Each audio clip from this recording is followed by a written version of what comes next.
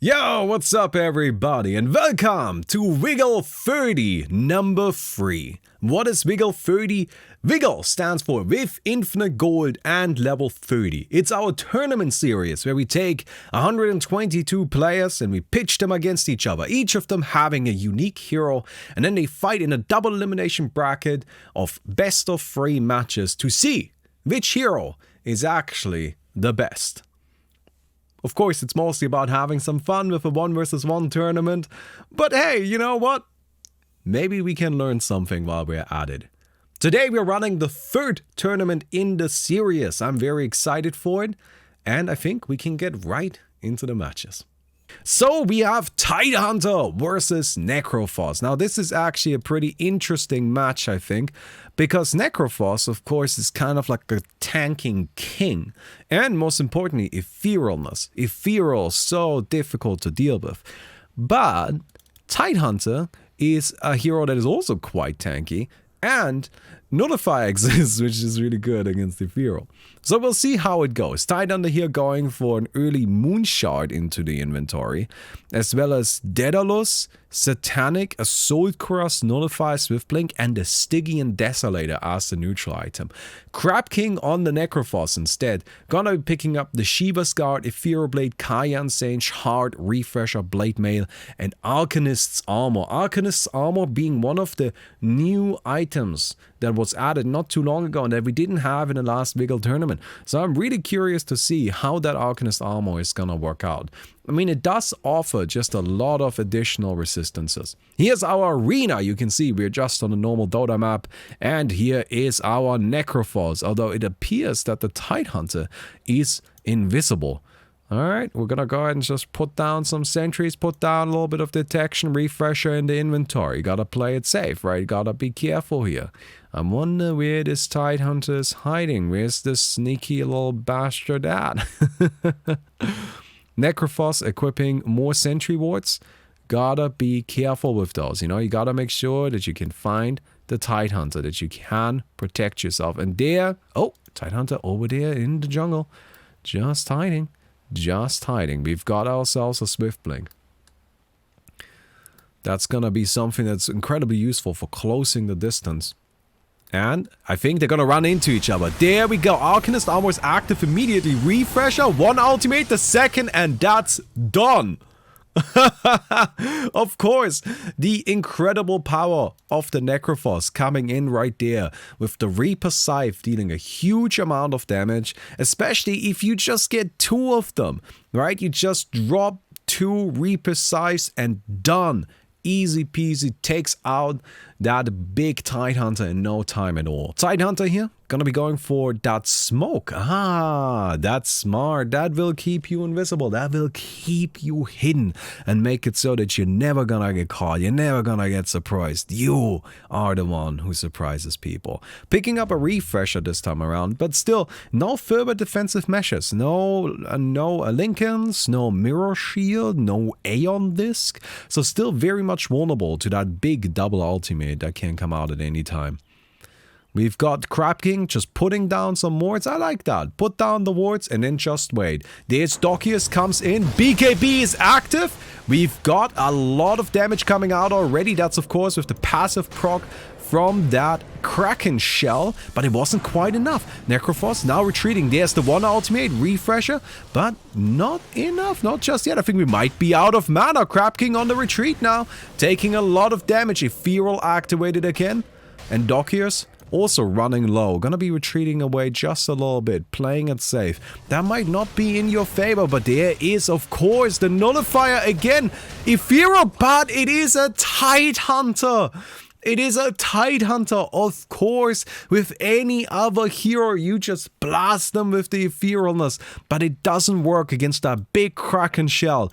And with that, we've got a 1-and-1. How does Kraken Shell work? Well, when Tidehunter takes too much damage, his Kraken Shell triggers, purging off any debuffs. So that's what happened right there. That E-Blade connected with the Tidehunter, and then I assume that the Heartstopper aura did just the threshold amount of damage for the Tidehunter to get purged from Kraken Shell, getting rid of the Ethereal right away. That was honestly pretty lucky from Dockiers there, but hey, that's just part of it, right? And you gotta keep that in mind a little bit. Alright. Crab King changing it up a little bit, picking up a Bloodstone this time around, even farming some creeps. That's just to make sure that you have that Heartstopper region ticking. Yeah, it's just a little bit of a bonus. All right, we're going in. BKB active from both sides. Crab King taking some damage. You can't go Ethereal while BKB is active, so you need to be careful. While this does protect you from some stuff, it does also make you vulnerable to some. There's the first ultimate. No refresher just yet. Okay, we have another little slow Crab King dropping, but so is Dockiers. Dockiers is very low right now. That didn't quite do it, and finally the Heartstopper aura finishes it off, and Crab King will actually take it 2-1, just tanking through that fight, just barely able to survive long enough. And with that, the Tidehunter are gonna be going into the losers bracket. Alright, it is now my time to fight. In case you don't know, I have Crystal Maiden. The Crystal Assassin, as I like to call her. I have been practicing and I have some secret strats. I'm gonna be completely honest, they're not actually that secret, but I have some strats that are maybe not what you might expect.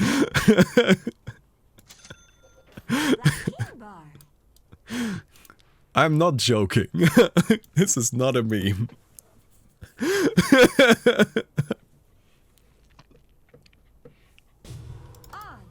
So, first part of my strategy. I'm just gonna stay in my ward range. Okay, that's fine.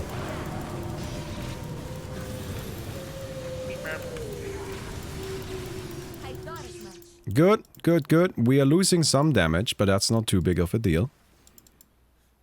We managed to fight back against the Razor. That makes me happy. Ah, no!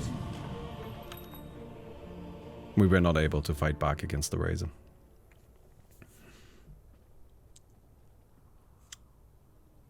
Okay, new strategy. I think my build is too slow. And, what we're gonna do... Here's what we're gonna do. We're just gonna hit way fucking harder. Way the fuck harder. Like, we can't take our normal approach, which is, like, Crystal Maiden actually has this fun two-pronged approach of, like, spells and right-click. But against Razor, that just didn't work. Because Razor does the same thing.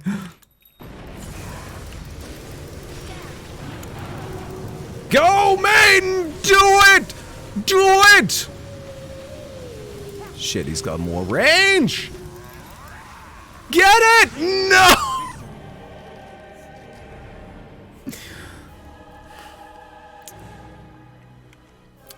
Yeah, that was a tough matchup, I have to say. Alright. Alright. I've got some matches coming up here. We're gonna go ahead and spectate. We're gonna go ahead and spectate something quite exciting, my friends. Something quite exciting. While we wait, we can have a quick little look at our bracket. So Nail is playing the Pangolier, who already beat Drow Ranger and Tinker, which is pretty impressive, honestly. And Enigma got a free win in the first round because of high seeding and beat a Bane to get here. We've got Viper getting some wins already, that's very good. I'm just curious to see if anybody's in round 3 already. Dark Willow beating Shadow Fiend and Lina. It's not a huge surprise, Dark Willow is very powerful. What? Visage beating Techie's Clockwerk already and sitting in round 3. Well, that's exciting. I'm curious to see how Visage will perform in the long run here. Skyrif Mage beating OD. That's actually kind of cool, but also not crazy exciting or crazy surprising because Skyrif Mage is scary. Alright, Pangolier picking up some stuff here. Good old Bloodthorn, Scythe of Wise. The Refresher as well, so a very defensive build from Pango. Picking up an Ex Machina to go along with the BKB. It's a great way of making sure that you have a huge amount of magic immunity. I mean, Ex Machina and BKB as well as Refresher, you can be magic immune for like, I don't know, a solid 30 seconds. More than that, to be honest. Enigma on the other hand. Oh, Book of the Dead. We haven't seen that very much yet. It does summon 3 level 3 Necronomicon units, which nobody knows what those are. And so I think most people just don't use it because they don't know what level 3 Necronomicon units are. But that's okay. We'll see, maybe the Enigma has deciphered the big secrets and what lies beyond them. Alright then. We've got... Didn't they find an abuse with these? You're not supposed to be able to do that. Oh, come on there. Alright, that golem is gonna be going down. We've got Pangolier just sitting over here. BKB is being equipped. There's the ultimate. Alright, we're rolling in. It's not actually doing anything so far. And Uwu just kind of keeping the distance. BKB is active, buying time. I mean, as the Enigma here, you're perfectly happy just to play it safe. There's the Midnight Pulse. Black Hole, that works through everything. Refresher, second Black Hole, and that's gonna do it. That's why Enigma is absolutely terrifying. Just a devastating, brutal hero. What is a level 3 Necronomicon? I have no idea what a level 3 Necronomicon is. No, I'm sorry. I've been playing Dota for 15 years and never in my life have I heard of a level 3 Necronomicon. And, you know, like, also I'm a new Dota player and I type level 3 Necronomicon into the shop and it doesn't show up and I don't know what it is. And I have no idea how I would figure it out. Alright, Enigma coming in. Just gonna go ahead and use those Eidolons again. I mean, honestly, this golem right there is just... Oh, no! No! No, don't get hexed! Not like this! Oh, the reverse hex! The reverse hex! Nail gonna try to retreat out, but that's not gonna work! Buddy! You can't just run away like that! Oh... Well, there we go. That's gonna be... a clean 2-0 for the Enigma. Uwu takes it. And Nail gonna be dropping into the loser's bracket as well. Well then, everybody, I hope you're ready for a brutal match of Faceless Void versus Sven. Faceless Void is nearly unbeatable, in my opinion.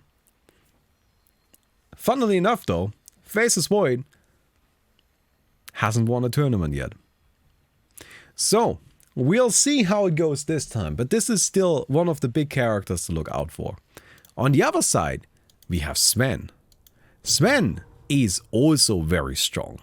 Obviously, huge strength, quite literally, a damage output that is tremendous, and most importantly, a lot of survivability, which can be very useful against a hero like Faceless Void.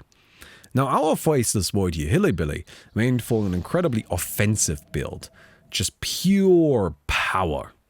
Alright, Ace War hiding over here. Can you do it? There's the chrono. And that's gonna be the first match. You have to be able to respond. You have to be quick. But that right there didn't quite work out that well. And we're going straight back into it. Both players see no need to change anything up. They just want to go ahead and try to fight again. This time Ace War equipping that Silver Edge as well. Hillybilly already has the Silver Edge active, running around the map a little bit. The Sven's still sitting back, playing it carefully. Picking up an overwhelming blink, which is an interesting choice. Invisibility from the Faceless Void. There's the chrono, and that will be it. Clean, easy, quick. Hillybilly gonna be moving on in the tournament, knocking out the Sven. Or knocking down the Sven. Sven is still in the tournament, but you know. Anyway, I think it's time for me to do my next match. So, we're fighting against Clockwerk. which is going to be interesting. I don't think I need to worry about the Clockwerk running away. So I'm gonna not buy my usual refresher. I don't think we need that, really. I'm going to go for all of the other usual items. And we're just gonna go ahead and fucking brawl it out. Brawl it out, my friend. Let's do it. And the nice thing about a Clockwerk as well, Clockwerk is not so likely to run away from us. Clockwerk probably just wants to fight. So that's gonna be good. We can go ahead and fight. I'm happy to fight. Right, not a problem. Let's go.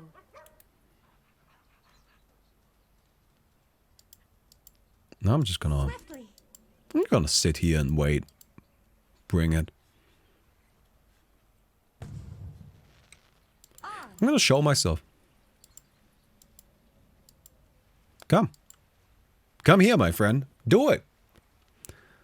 I'm not afraid.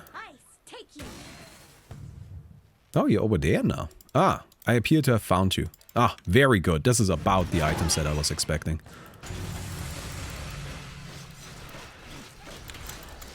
No, the bash! Oh my god, that was the worst fucking timing for a bash! Are you goddamn serious? Oh my god! That was the worst timing for a bash. Alright, let's do it. Indeed. That's okay.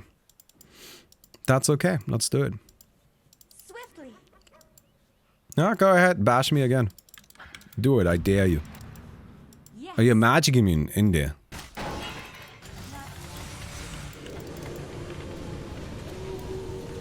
I move. Alright, that's fine. Forward.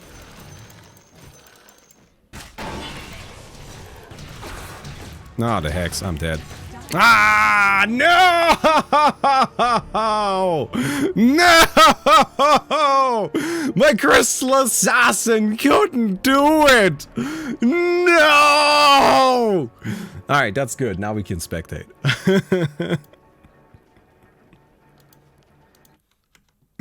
No! Crystal Assassin didn't win the tournament! Alright, let's have a quick look at the bracket.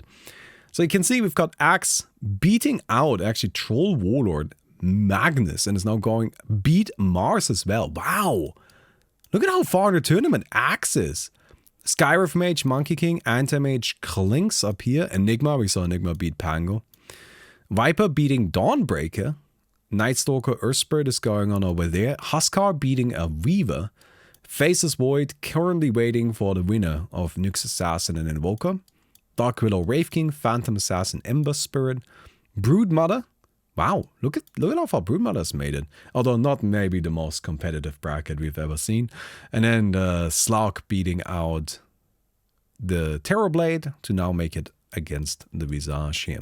Down here in the bottom area. Oh, Tinker being taken out of the tournament already. I think a lot of people actually have high hopes for Tinker. But nope, Tinker is done. Tinker never even stood a chance. Look at that. Got beaten up by an Ursa. Ursa is rough though. So I don't feel too bad about that. No! Marcy is dead! I wanted Marcy to do well! Oh, Marcy, what have you done? Oh no. Puck9, Beastmaster taking that one. Lena and Ricky wins here.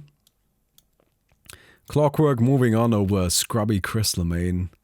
But yeah, other than that, everything is fine. And we've got a pretty exciting matchup, to be honest. This one, I think, is some powerhouse heroes that can definitely perform well. Ember Spirit versus Phantom Assassin. Two incredibly strong heroes that can frankly do just way too much damage. Just like way too much damage. They are so scary. I wonder what the Ember Spirit is going to go for. Whether or not we're going to see more of a casting or more of a physical Ember Spirit. I know that in normal Dota you would expect to see a casting Ember Spirit, which might not be a bad idea here. You know, you just kite and kite and kite until you can eventually burst down the Phantom Assassin in one go with like one big refresher. But we can see a lot of disable here. So we've got Silence and a Heaven's Halberd, Abyssal Blade. So defensive items so far. On the other side, of course, it's Phantom Assassin, which Phantom Assassin is going to go in and going to try to kill you. She's got BKB, Divine, and that's honestly all she needs. I mean, it is a Phantom Assassin. What is there left to say? The big thing here is her neutral item, the Mirror Shield. Actually, a very good choice in my opinion. Right, you can see there's a lot of single target disable on the Ember Spirit side, so we'll see how it goes. And in we go. Phantom Assassin versus Ember Spirit. Phantom Assassin still only has 5 items. Now that is a ballsy move, I have to say. That is impressive. I did not expect to see somebody today just running around with 5 items. But hey, maybe you don't need 6 of them. Maybe you don't. Maybe it's fine. Who knows? Who knows?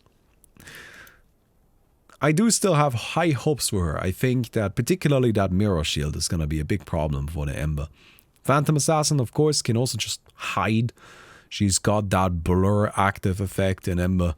It's just kind of sitting up here. It's going to be caught immediately. There's the Abyssal Blade. We do have the Aeon Disc, and now Ember Spirit is disarmed. CO417, gonna try to lock her down a bit, but somebody may have forgotten to buy an MKB, and so Ember Spirit can't actually connect with any hits, activates the big old Ex Machina to refresh the Aeon Disc, but it's just not going to be enough. Without an MKB, you can't actually hit a Phantom Assassin. Yeah, it does seem like you may have forgotten a crucial item. There's definitely something that may be of note that you might want to buy against the Phantom Assassin. Yeah, so that didn't quite work out too well. Does Divine still have True Strike? No, Divine hasn't had True Strike for a single Wiggle tournament. They removed it right before the first one. So it's been quite a while that Divine hasn't had True Strike. Phantom Assassin picking up a refresher, which is an interesting choice. I do actually like it. It just gives you a second BKB, which is something that, funnily enough, even in pro games, you're starting to see more and more of. The people are just like, you know what? Refresher is just a second BKB, and turns out having a second BKB is totally worth the item slot. And it seems like Phantom Assassin's gonna clean this up nicely. She gets the kill on the Ember Spirit, and with that, she moves on in the tournament. And it seems we're gonna be going into this fabulous little fight here. Now this is gonna be interesting, I have to say. 2 very different heroes going up against each other. Lich, of course, a very casting-orientated hero, all about throwing out spells. And actually, interesting enough, got some really nice defensive spells, right? That's, I think, incredibly noteworthy here. Lich is a hero that's all about defense and survival. I also don't know if Kraken Shell can dispel Sinister's Gaze, because it's like a channel? I honestly don't know how that works, but that's okay. On the other hand, we have a Tidehunter. Tidehunter is a Tidehunter. You slam Anchor Smash, you slam Anchor Smash passively, and then you just kind of try to do enough with that. And honestly, you have a good chance of pulling it off. So we'll see how it goes down. We'll see how this works out. There's the Lich. Running around with some good old sentry wards. Cleaning stuff out, cleaning stuff up. No big deal. Another little sentry coming up. There's the Observer. And it seems that our Lich is just kind of playing it safe here. Just kind of playing it very casually. Tidehunter coming in. Invisibility is active. Oh, there's the Fear. There's the Lich ultimate. But that's the Mirror Shield. Oh, no! Buddy! Oh! Dockius! Ended up still going down. Wait. What?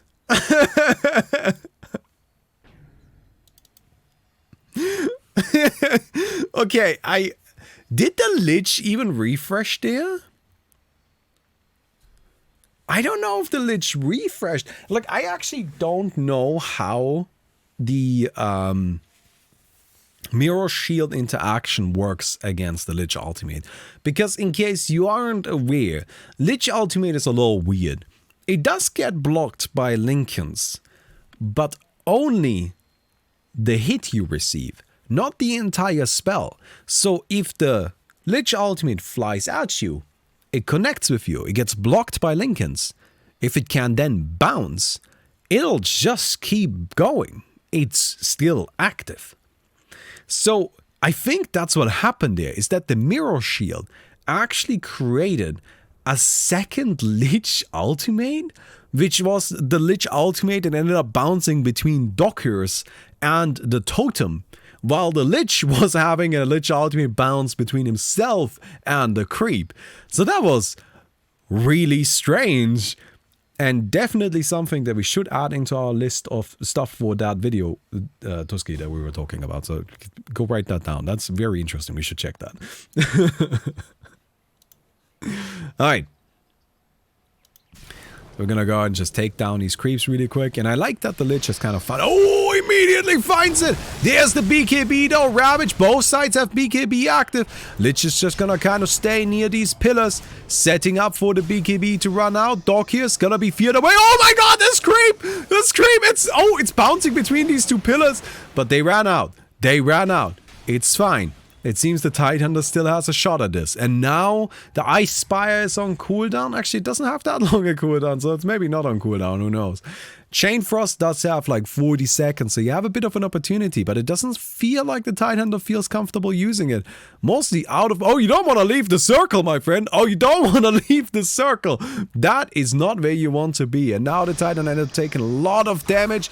There we go, the Hex, but we've got, of course, the big old Giant's Ring! A giant Tidehunter! He's standing on top of the Lich! And that's gonna do it.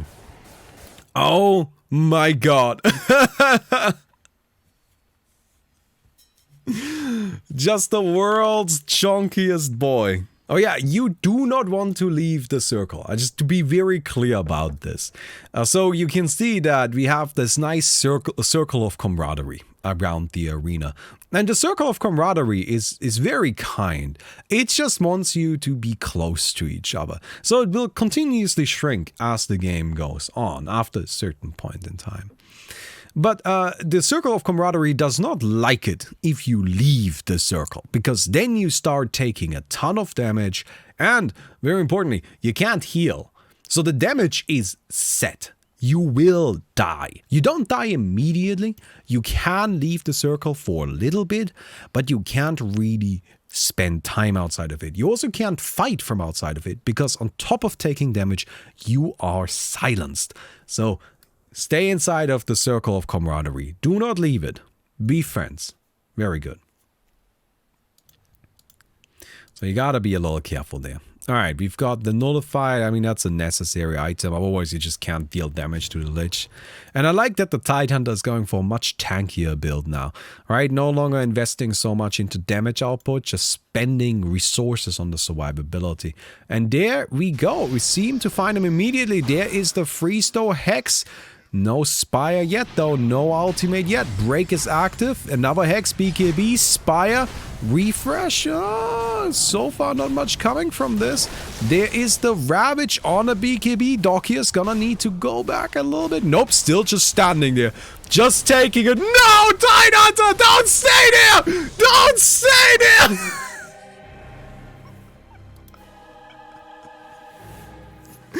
It doesn't have a limit. It's unlimited bounces. Don't stay near the Spire. Road to 100. Good afternoon, sir. That was brutal. So what do we have? We've got a Clockwerk going up against a Terrorblade.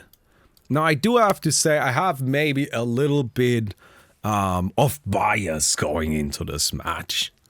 That is, of course, that I want the Clockwerk to win!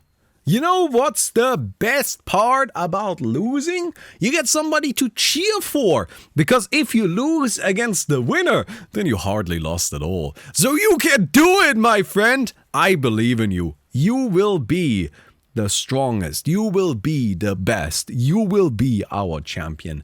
Or maybe not. I don't know. Terrorblade is really scary. Oh, that's a weird Terrorblade. What is that? Okay, not what I expected, I have to admit. You're also very chunky, very big. So we'll see. I don't know why Lincolns... So Lincolns and Mirror Shield actually don't work so well together. They trigger at the same time. You don't really want them. Like, Dota isn't smart about it. It just triggers both. Oh, there is the Terrorblade with the invisibility. Right away, running in. How is everything Clockwerk going? hiding in the jungle. But of course, Terrorblade can't just stomp around and find stuff. Oh no. Oh no. This determination. What's determination doing here? There's the missile. Oh, the Terrorblade is caught, hexed up. But there's the A on this. BKB is active. Determination gonna try to fight. Taking so much damage though. And there we go, just walking out. That is so smart. The Giant's Ring so you can just path out of the power cogs. Brilliant strategy. Now it all adds up. Determination gonna be caught again immediately, but the BKB is active. X-Ray, I don't know if you've got what you need. The Clockwerk gonna be taking a lot of damage, and down goes the clock. The first fight going towards Determination on that Terrorblade. Just absolutely fantastic. I wonder if the Clockwerk is gonna change up the strategy a little bit. Okay, we're going for Bloodthorn again. I don't know how I feel about that. Like, the thing is that the Terrorblade isn't really using spells. Like, the Terrorblade isn't even bothering. So it kind of makes me think that maybe you want to just get more damage, because you actually had opportunities to really get the pain in. But okay, we'll see. There's Determination coming in again. Seems we got a smoke this time from the Clockwerk.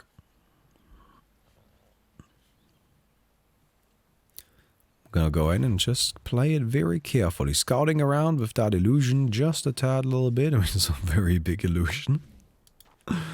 Very easy to scout with. Not a problem at all. And so we continue running X-Ray. Oh, X-Ray spotted Determination. Kind of carefully calculating. Is this the real one? Is it not? Is it worth going for? Alright. Oh, you gotta be careful though. This right here is gonna block your hook shot. We catch it. We catch the Terrorblade. BKB active from both sides. Determination transforms. It's a huge Terrorblade. This guy's massive. What a chonkus. And now X-Ray on the retreat. Gonna go and just go right back in there. BKB is active. Terrorblade taking a lot of damage, but it's not quite enough. And Determination gonna be knocking out the Clockwerk and moving on in the tournament. Faceless Void is in the lower bracket. Faceless Void is in the lower bracket? What? What? Faceless Void lost against Nyx? Against Nyx? Huh? What? Okay, alright, I gotta see Faceless Void versus Troll though. We've got Troll Warlord, who's picking up Refresher, interesting. Going up against the Faceless Void. Alright, Refresher as well, and this is the item set. But there is an item build for Faceless Void that, in my opinion, makes it nearly impossible to lose. Manta style is also kind of interesting. Nice thing about Manta is it just serves as like a bit of confusion, really. Alright.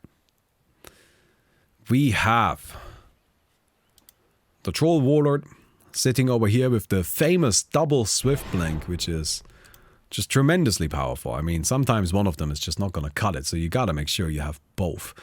On the other side, we have the Faceless Void with just a single Swift Blink, so I'm worried. I'm not sure that the Faceless Void will be able to actually close this out. Because, I mean, it's just one Swift Blink is gonna be tricky. Alright. Oh, we have dropped one of the Swiftblings now. I get the feeling that maybe the troll is having some issues. I mean, that is an absolute giga brain move to come in with the double blink and then destroy one. You don't even need 5 items. 6 items. You certainly don't need 2 blinks. There's the Hex, and that's gonna be it. Yeah. I mean, it's Faceless Void. What can you expect? And in we go. Troll Warlord activates that Manta. The Manta is, I think, meant to bait out our Chronosphere. Which is clever. You do need to kind of disable that in some sort of capacity, right? It is noteworthy, of course, that Faceless Void has his Aghanim's and his Aghanim's shard. So Time Walk has a really large cast range and it stuns on arrival, which is incredibly useful. And you can also just use it to scout a little bit, you know, since you can always retreat. Alright, that's... Oh, that was the real one! That was the real one! Bash! No!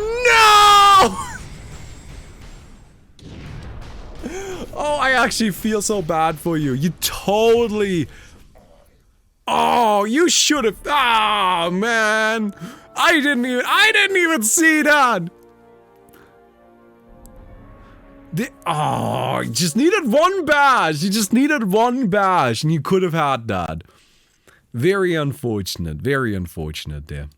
This right here is going to be Visage versus Lich, which is really interesting, I think, because of course, Visage, scary hero. Lich, the Chain Frost, that's just a good matchup. So we'll see. Also, we saw that Lich, I mean, Lich just won against Tidehunter. I mean, this guy is popping off. Lich being a legend, coming in out of nowhere. This is something I love about this tournament format. It inherently creates like underdogs and favorites for every game, right? We don't know these players, not yet. We're gonna get to know them as we go through the tournament. But what we do know are their heroes. And so we can kind of make some assumptions based off of that. And then you see something like Lich beating Windrunner and you're like, oh, that's crazy.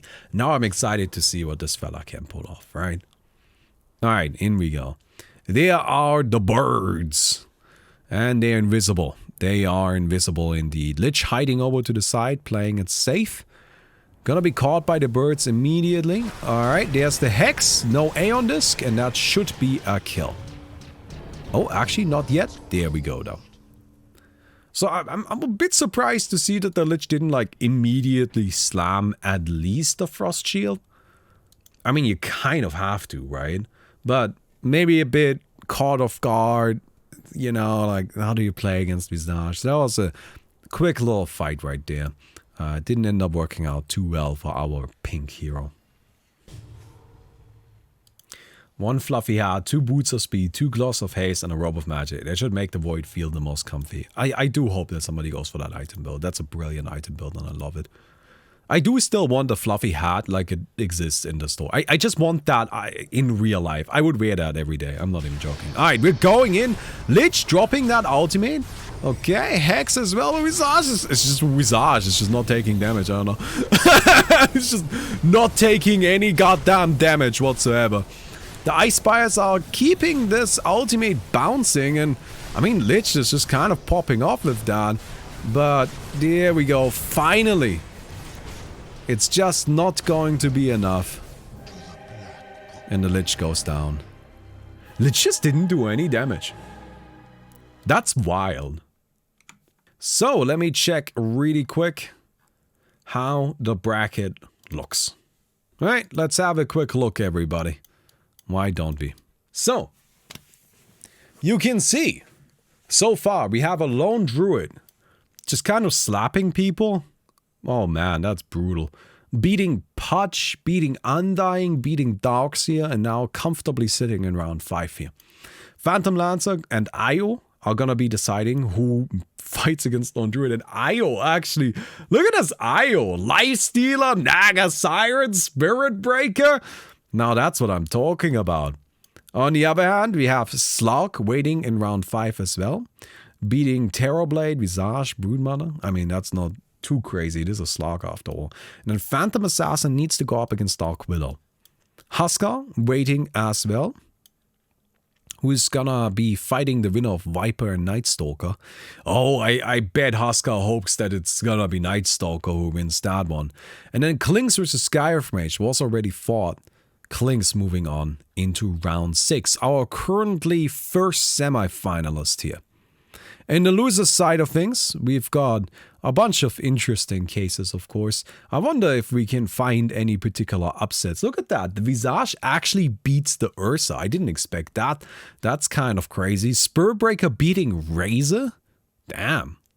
Popping off, I can see. Meepo beating Juggernaut. I can see that. Yeah. That's a bit of a wild one, too. Monkey King taking out Doom. Doom, historically, actually not done well in this tournament. Gyrocopter beating Anti-Mage, very interesting as well. And, yeah, other than that, I don't know if anything crazy stands out. Trollwater took down Arcwood, and that's very cool as well. So, Phantom Lancer. I think with Phantom Lancer, we can expect some pretty standard items, right? Phantom Lancer is a hero that has a huge luxury, and there's just not really a need to build damage. You just don't need that much damage as Phantom Lancer. Your illusions will do the work. On the other side, we have our Io. Io going for more of a typical right-click build here, although picking up an unusual item in the Radiance, as well as a Gleipnir. So you can see that the higher skill level players are definitely mixing things up a little bit by going for some unusual things. But those unusual items appear to be working out.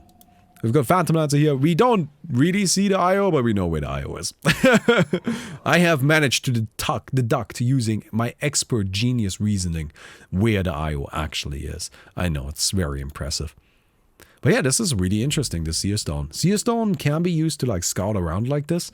It's just kind of neat. You also get a lot of cast range, right? A ton of cast range. Got a dragon here from the IO. And it seems that we're gonna be running into each other. No detection from the IO though.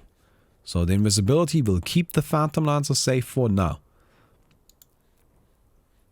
Surprised to not see that the Dark Wisp is kind of like moving in. You know, you've got Radiance, you're not gonna have that ticking, no? Alright, those are just illusions. Oh yeah, that's right. Like the IO orbs will not actually pop on illusions, right? And there we go, we're going in. The immediate stun though from that big Aghanim's shard. And now Phantom Lancer, is he dead? Is he dead? Which one is real? This right, oh here, the one over to the side. Now gonna be retreating out, but that's of course that big neutral item, keeping the Phantom Lancer away from danger. And Dark Wisp, gonna be running a little low on mana, I suppose? Is that the plan? I mean, Phantom Lancer has managed to get out, so now we're healing up with the Hard. Okay, it seems we're running into each other again. Seems we're tackling this again head on. Oh, some damage there. Nothing too crazy. It is important that, of course, the circle will shrink eventually, and once it does, I mean, you're gonna be forced to fight no matter what. You can't run forever. Alright, we're going in again. Just that quick little Gleipnir locking everything down. We've got a Hex on Io, but Io is tanky. Io can take some hits. Now just kind of fighting back, and it seems the Phantom Lancer is looking to disengage now. Oh no, the orbs are scouting it! The orbs are scouting it! Orb gaming is too much! We are retreating out, but it's not gonna be enough, and with that, the IO takes the first fight. Wow. Well, that unusual strategy from the Phantom Lancer didn't quite end up working out. IO simply has too much overall healing to really be caught by something like that. So this time around we can see the Phantom Lancer going for a more conventional item build. This is more like what you would expect. Right, we've got an Apex as the neutral item, and then just a bunch of right-click stuff. And honestly, that seems reasonable. I'm surprised that's not what we saw initially, right? But we'll see. Maybe this works out better, maybe this works out worse. Who can really tell? It is noteworthy, yes, that there is no Satanic on the Phantom Lancer, so the overall survivability will be fairly low as a result. Satanic is one of the strongest just raw HP items, as long as you can attack, right? Like, it just gives you so much long-term survivability. And short-term survivability. It's just, it's good. It's lifesteal. Lifesteal is good. Alright, they run into each other immediately.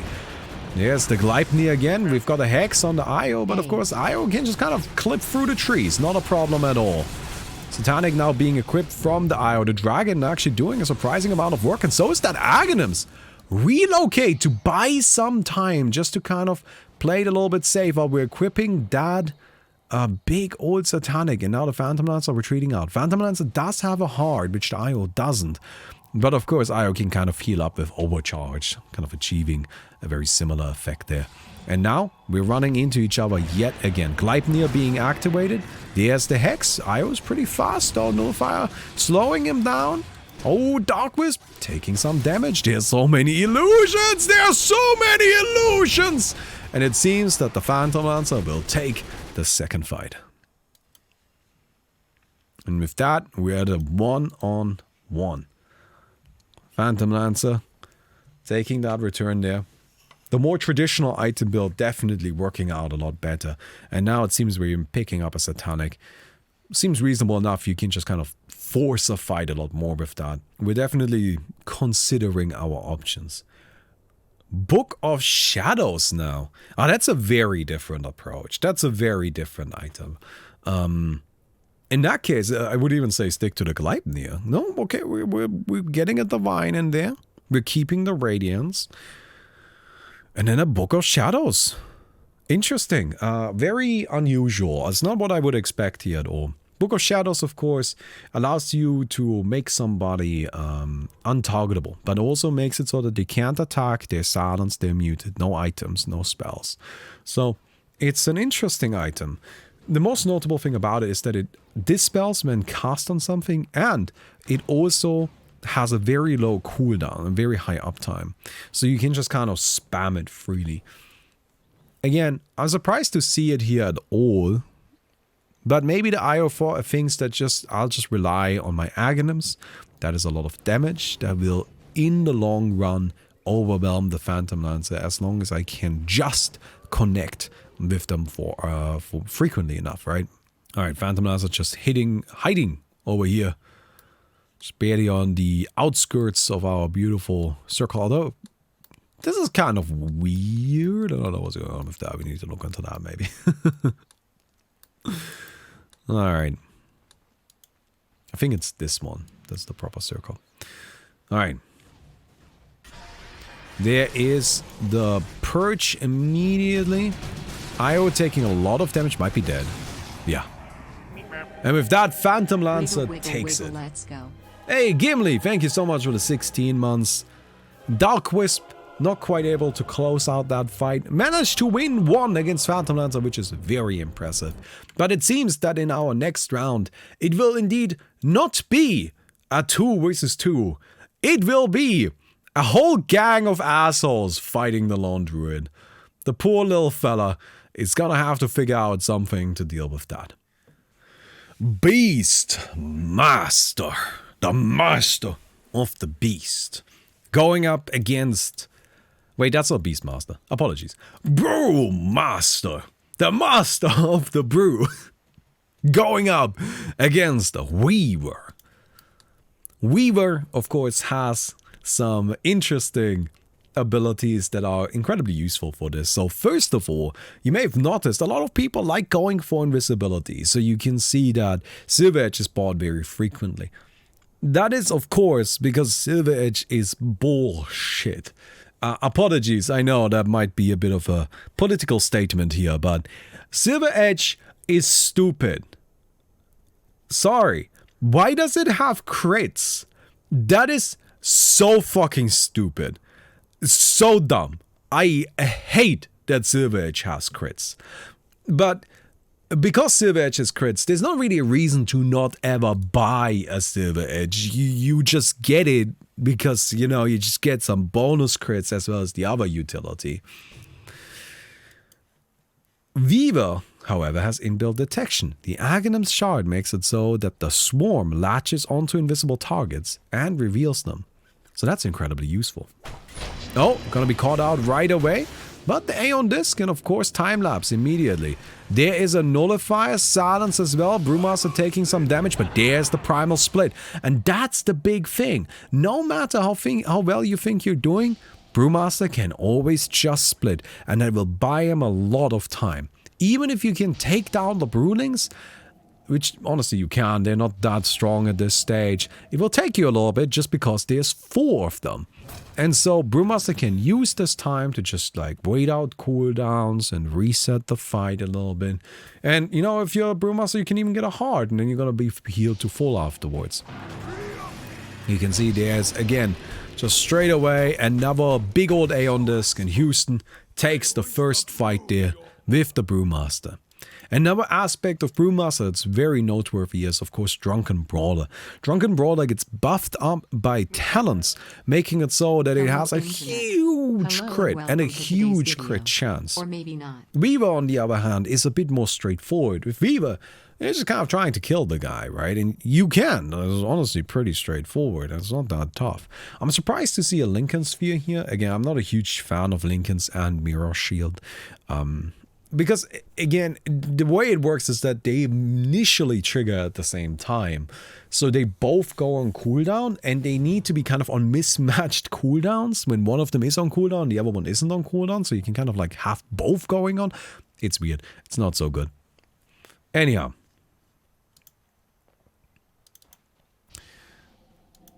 Okay. Seems we're just chilling. No big deal. Throwing out a swarm just to take it a bit easy. And this is clever. Did you guys know that if a gem is dropped on the ground, it provides vision to you? So Houston bought a gem, didn't equip it though, other than to drop it on the floor, so that this area of the map is now providing vision for the Brewmaster. Wow. That is actually really clever. It even gives true sight, although, you know, the radius is kind of small. They're both invisible. Okay, Houston finds the Weaver. Gonna go in. Doesn't get the bash. I'm sure that's what we were hoping for. Oh, this time though. Aeon Disc is triggered. The Weaver ultimate is also used. And there we go. Brewmaster going in, just kind of getting these hits. Silence, but oh my god, Brewmaster just is scary. He's just strong. Honestly, Drunken Brawler is an incredible ability. It is so nuts. Well, the Primal Split here, resetting the fight again. And again, this just allows the Brewmaster kind of like, you know, get the cooldowns ready again. It's all good. It's not a problem. So that we can try for a second round.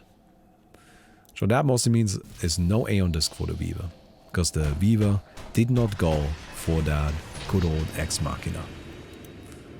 Alright, Weaver on the retreat now. Invisibility is active. Gonna be going for the Brew, but another Primal Split just resets the fight. Oh, stun doesn't quite connect. Important to remember here, Aghanim's Scepter on the Brewmaster makes it so that Primal Split has 2 charges. So, it's actually not got that long a cooldown. You can just kind of slam it pretty frequently. Alright, silence on the Brewmaster. No big deal. And now we're going in. Weaver. Again, gonna be retreating. Playing a much more careful style this time. Going in on the Brewmaster and not even gonna try to finish this right here. No, that's okay. We don't need to win right now. We can win in a little bit. Oh, that's scary. That's scary. No, Weaver, be careful, buddy. Oh, no. Oh, you had it. You played it so well. Oh, my God. That last second bash, securing the kill for the Brewmaster. And with that, Brewmaster moves on the bracket. Absolutely crazy. Phantom Lancer versus Lone Druid. That's gonna be a scary matchup. As I already mentioned earlier, it is a man and his friend versus a man and his way too many friends. Just like the whole gang showed up. I don't know. It feels honestly a little... it's just... Lone Druid calls in his older brother.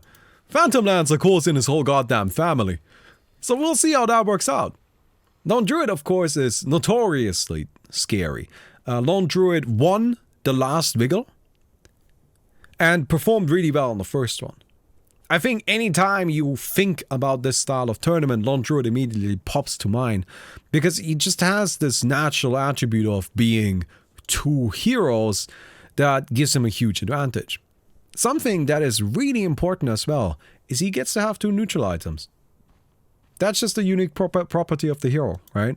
You can see you have one on the Spirit Bear here and one on the Lone Druid. Now, there's a bit of a different style how you can play this, right? You can go for two carries, you can go for a tank and a carry, you can even go for the Lone Druid as like a weird caster, if you really insist. But we'll see how it works out. Phantom Lancer, on the other hand, is a fairly straightforward hero that is just terrifying. Also seems to be smoked up right now.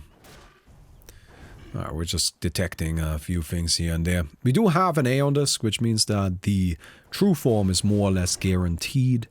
We also have good old Dragon, which just kind of offers some additional power. I mean, this Dragon is actually pretty strong, but mostly free bonus armor can actually go a long way. Phantom Lancer hiding over here.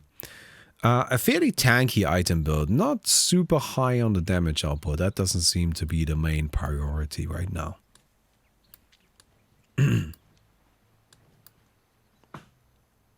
Alright. And it seems we are finding each other. We've got the Hex on the Lone Druid, but keep in mind there is the A on this, and the bear is attacking. Oh, the bear is attacking, but bear's the whole gang! The whole gang is here! Lone Druid can take so many hits though. And it seems the Phantom Lancer is dropping low in the meantime. The bear just gets the kill.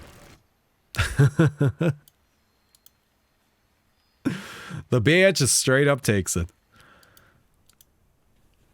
Oh, this is where you kind of gotta ask yourself some questions a little bit as the Phantom Lancer. What's your plan? Because right now we saw an attempt to take down the Lone Druid. Right? The main core hero. And that's not the worst idea, but it's also not the best idea. Because this ultimate is just such an insane amount of survivability and it lasts a really long time.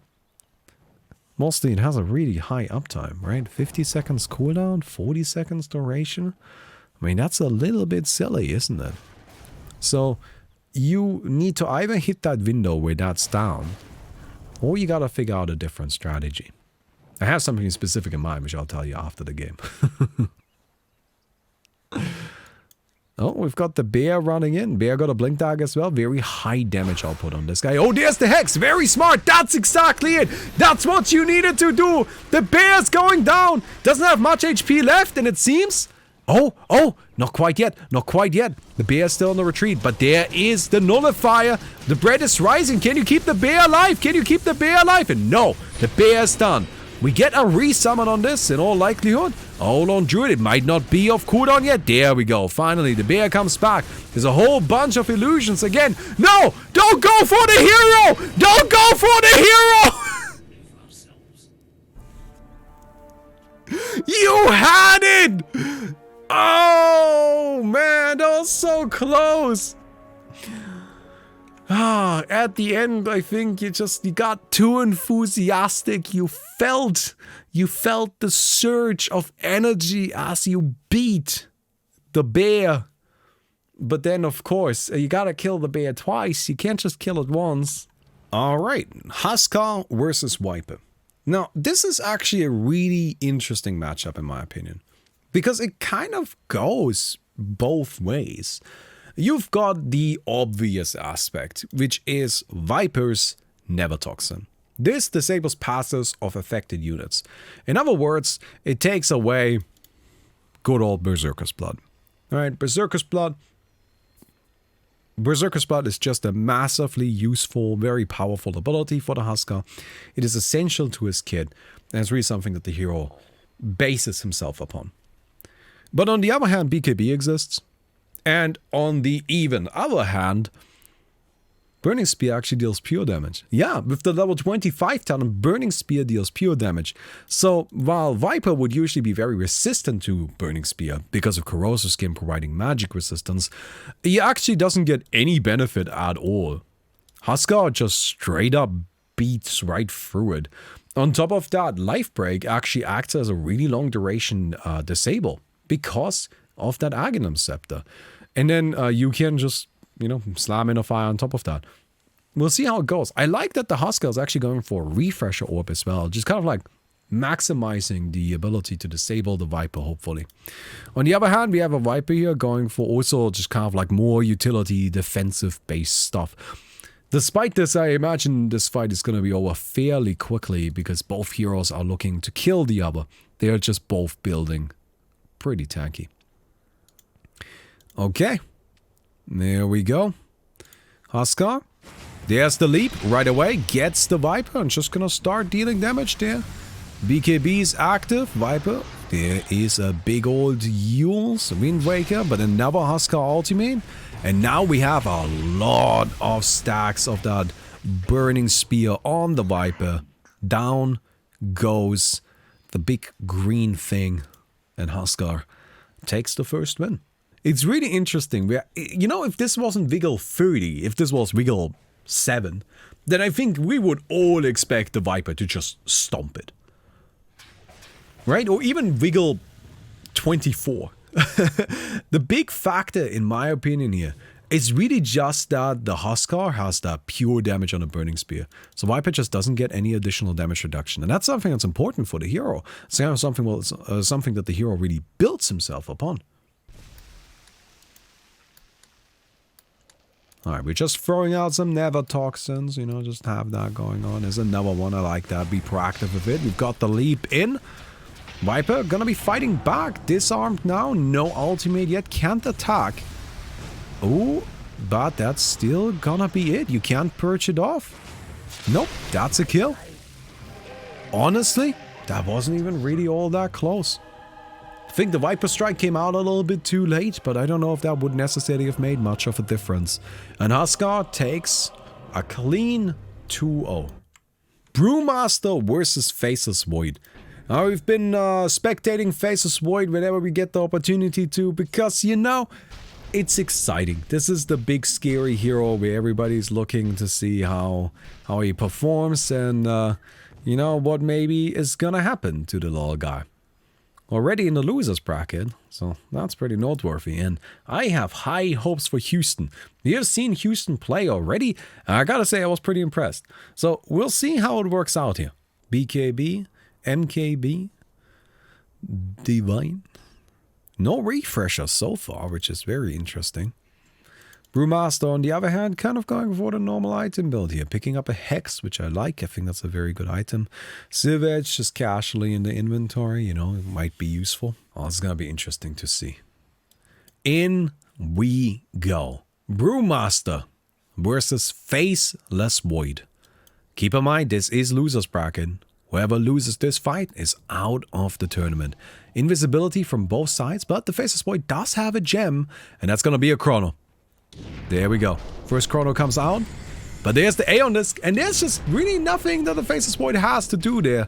But just the second chrono. Ah, that's fine. That's gonna do it. Well, that's enough. That's just gonna close it out pretty easily. The way I look at it is that you have to kill the Void before you get chronoed. Because I agree. You need to survive 12 seconds. Which is another way of saying you can't win. Or you can't survive. Because you're not living 12 seconds. That's not possible. So really the only thing you can do is catch the Void ahead of time. Oh, this is actually pretty clever. Oh, yes.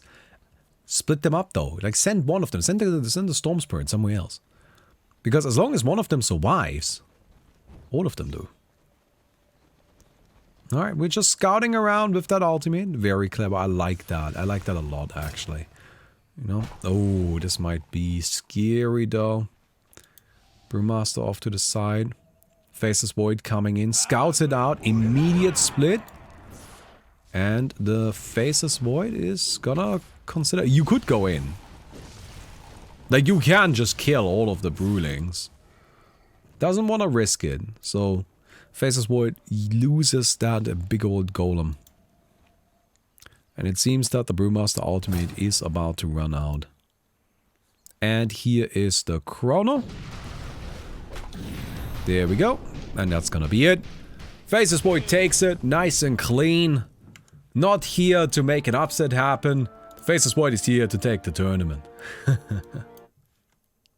I want to give a quick shout out to Visage, who we haven't really been paying a lot of attention to. But Visage has been on an absolute goddamn tear in this losers bracket. Taking down Ursa, Lich, Night Stalker, Nyx Assassin, and is now fighting Phantom Lancer. An absolute tear. This is another winner's side match. Slark versus Dark Willow. Which is interesting. I mean, honestly, these two folks have very similar things going on, right? You have the hidden state from both of them. Shadow Dance versus Shadow Realm. Now, it is important here that Slark does actually get a whole bunch of permanent agility to start out with. So, that's important, right? Slark gets bonus agility. Oh, we haven't really seen that yet. I like it. I mean, you just gotta get close, right? As long as you get close, you feel confident. Interesting item build. I love it. I love it. It's just so little emphasis on actual like damage output. It's just kind of saying, look, I have a divine. I have crits from the Visage. That'll do. It's fine. We actually don't really need that much damage. What we need to focus on is disable. And that's very, very smart. And survivability, of course, with the refresher orb. On the other side, what do we have here? We've got a casual BKB, which I don't really know how useful that's going to be necessarily. You know, like it's kind of tricky to use a BKB against Hex. I know it always feels like Hex is... or like BKB counters Hex, but I actually don't really agree. Because Hex is usually used at the start of a fight. And if you get Hexed, you can't BKB, it's already too late. It can delay it if you use your BKB as well. Then it can be useful, but it's just kind of tricky to actually pull that off. But we'll see, we'll see. We do have a refresh on the Dark Willow as well, and I like that Aeon Disc. That's going to be very, very useful. Aeon Disc and BKB. Now that's a good counter to Hex. So, we'll see how it goes. Slime get bonus damage? Yes, all of the heroes that get permanent bonuses get permanent bonuses. So bonus damage for Legion Commander and for Slark and Pudge and Lion and Silencer. That's all I counted for. Like, we spent the whole afternoon doing the math on this and we arrived at 45 agility. This is not a random number that we just picked. That has been carefully calculated. Alright, Dark Willow just sitting over here. Now, one big advantage Dark Willow does have is that Shadow Realm just has a way lower cooldown than the Slark ultimate, right? So you can you're much more likely to be able to use it multiple times. Alright, we're just taking it easy. We're just chilling. There's the Meteor Armor. Comes out of nowhere!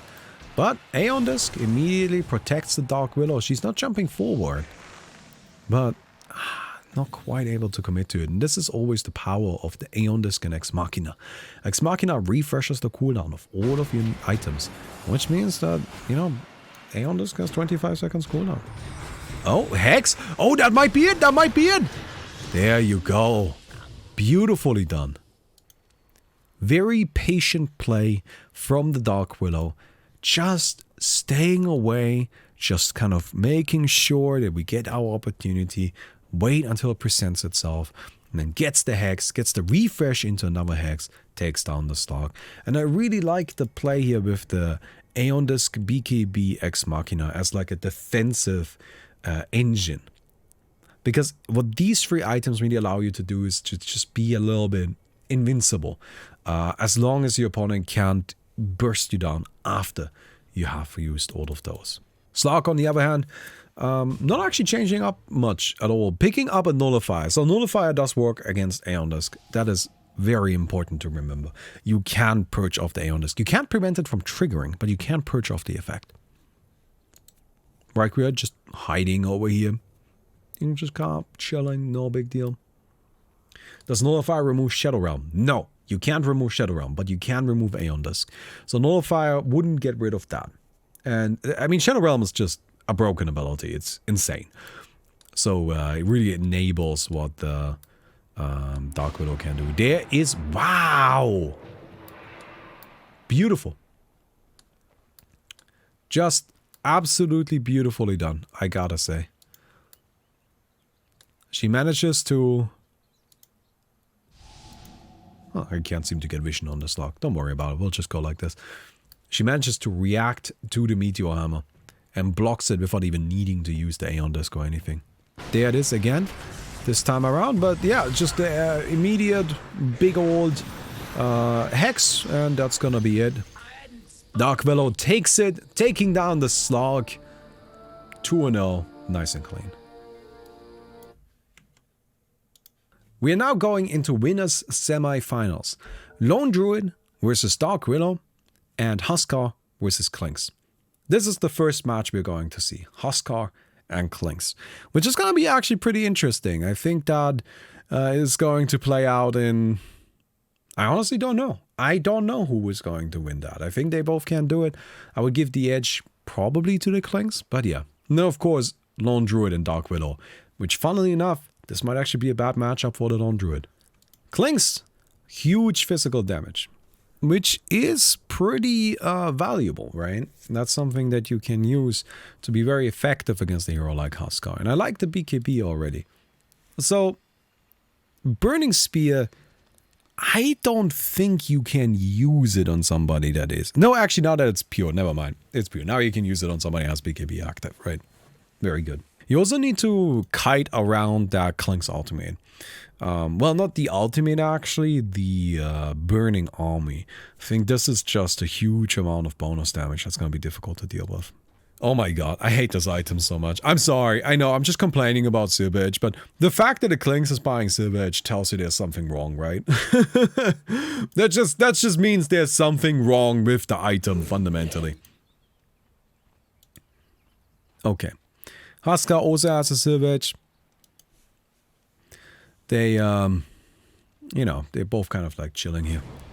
And it was on this fated day that both the Klinks and the Huskar finally saw that maybe violence was not the way. Maybe they are not that different. Maybe they could be friends. Maybe this sphere, this circle of camaraderie, was meant for them. Maybe it is for their camaraderie. Today could be a day where the burning skeleton doesn't need to be lonely anymore. Today could be the day that the blood troll wizard fire guy doesn't need to be angry anymore. Oh, and the circle of camaraderie is bringing them closer. Slowly but surely, as you can see. Soon, they will have to make a decision.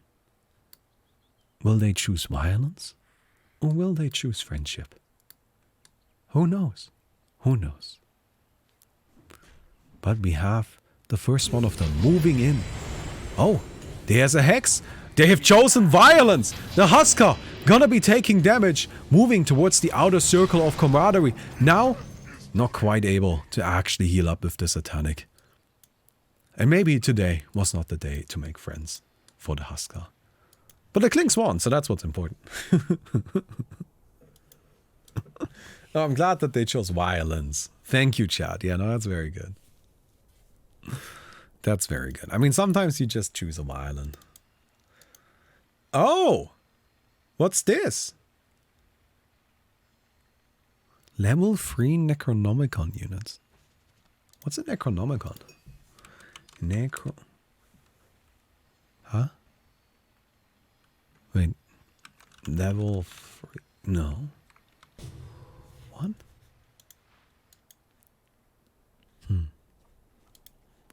Okay. Oh, there they are. Necronomicon Warrior. Okay, well, good to know. Get your hot dogs here! Hey, Froggy Juice! I think the Clinks was waiting to play Sweet Dreams Alice, which you can wishlist on Steam. You right can now. wishlist that on Steam. That would be fantastic if you did that. Okay. So, Clinks. Sitting up here. This time around, Null is gonna need to be a lot more active because the Book of the Dead, of course, has a timer. So you can't just, you know, wait forever. And this does give vision, which is actually, like, I do want to be clear, like, I think a lot of people underestimate how valuable this item actually is, how much damage it does, but it is quite powerful. So there's really, like, you can do a lot with it. Oh, we've got immediate hex on the Huskar. Ah, that might be it. Yeah, that's it. Look, buddy, Aeon Disc exists for a reason. Huskar goes down. Clinks takes it 2-0. Nice and clean. Nice and clean. Although they may have made some friends along the way. And isn't that what really matters? We now have Clinks moving on in the tournament and will be in the winners finals. Waiting for their opponent, which will be determined in a fight between Lone Druid and Dark Willow. Alright, Dark Willow. We've got a Nullifier, a Hex, an Arcane Blink, Aeon Disc, BKB and Refresh, and an Ex Machina. So a very defensive build again. On the other side, we have the Lone Druid with the hyper-offensive Bear, and then a more tanky hero. I do have to say, I actually think that the Mirror Shield is overrated. Like, Ex Machina. That's the way to go. But we'll see. We'll see. So, I've got a blink forward, but Raikou is on the cliff, which is interesting. This does mean that the Dark Willow knows where the Lone Druid is, gets the Hex, gets a lot of damage, but it's actually like not really enough because that bear is tanky and can take some hits. Alright, we've got the Lone Druid now rushing forward with the bear. There's a bash. Aeon Disc, Shadow Realm, we've got the transformation from the hero. We'll see if the Spirit Bear can actually close this out. We've got a bash, second bash, clean. And that's the first win for the Lone Druid. Alright, the bear's rushing forward. Of course, with the Aghanim Scepter, the Spirit Bear can move completely independently. Right? So you don't need to stress at all about where your actual hero is, and you see that actually the bread is rising. It's just sitting in the back with the smoke, no big deal. Not even a problem. I'm surprised to see that a Lone Druid didn't get like an Octarine Core and just like stay in the transformation, or just activate the transformation. Yeah, there we go. It only has a 10-second downtime, you know. But transformation is now active. Huge amount of survivability given by this. I think people really just don't properly appreciate how much HP the true form actually gives. But yeah, 2,500 HP and 12 armor is absurd. That is crazy. The bear is rising. Very funny. Alright, there's the Shadow Realm again, but self-hex, that's very unfortunate. That wastes that Shadow Realm duration. The fear, but that, yep, no, that gave away where you are. Hex from the Spirit Bear.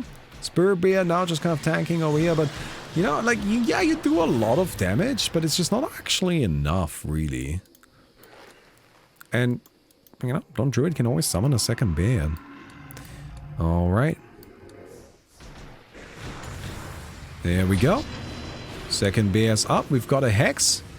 And I like that Raikou is kind of playing a lot more careful now, right? A lot more restrained.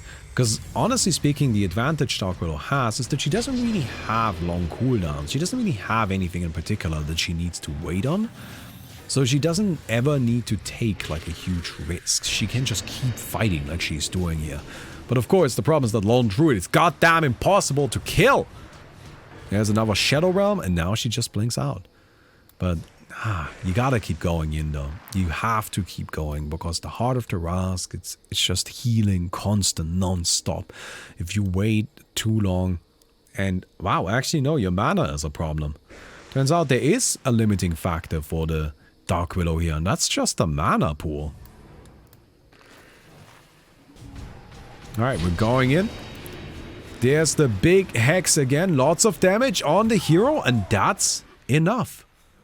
Well, will you look at that? The bread is rising. Might be kind of like a sunken in, not so nice. Didn't come out that well as loaf of bread. I mean, like, it's maybe not that actually nice. Like, I don't know.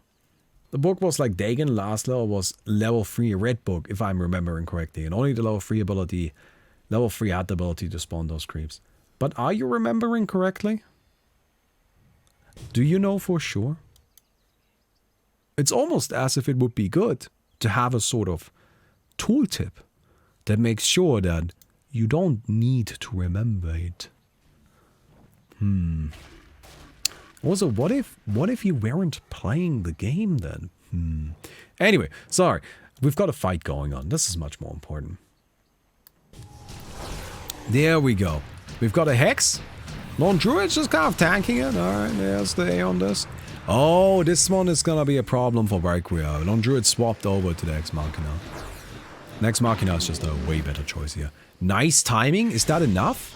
We've got a bash. Bear's now coming in. There's a second bash. More bashes. It just comes down. Can the bread is rising get lucky? Alright, there's the fear. There's a stun. Not too much coming from it. Valkyria now retreated out. Alright. Always a fun strat is to just have the bear somewhere else, and then when you get ganked, you use the bear to heal up by killing creeps.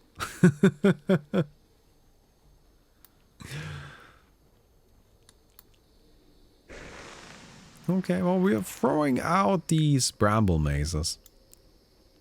Hiding behind this big pillar here. Which might be a problem. I don't know if you can go this way. So if the bear blocks this path, that could potentially be an issue. Bear's coming in. And I think... No, you can't actually make it that way. Yeah, there you go. She's up on the cliff. Huh. Can you actually reach there? Alright, BKB is active.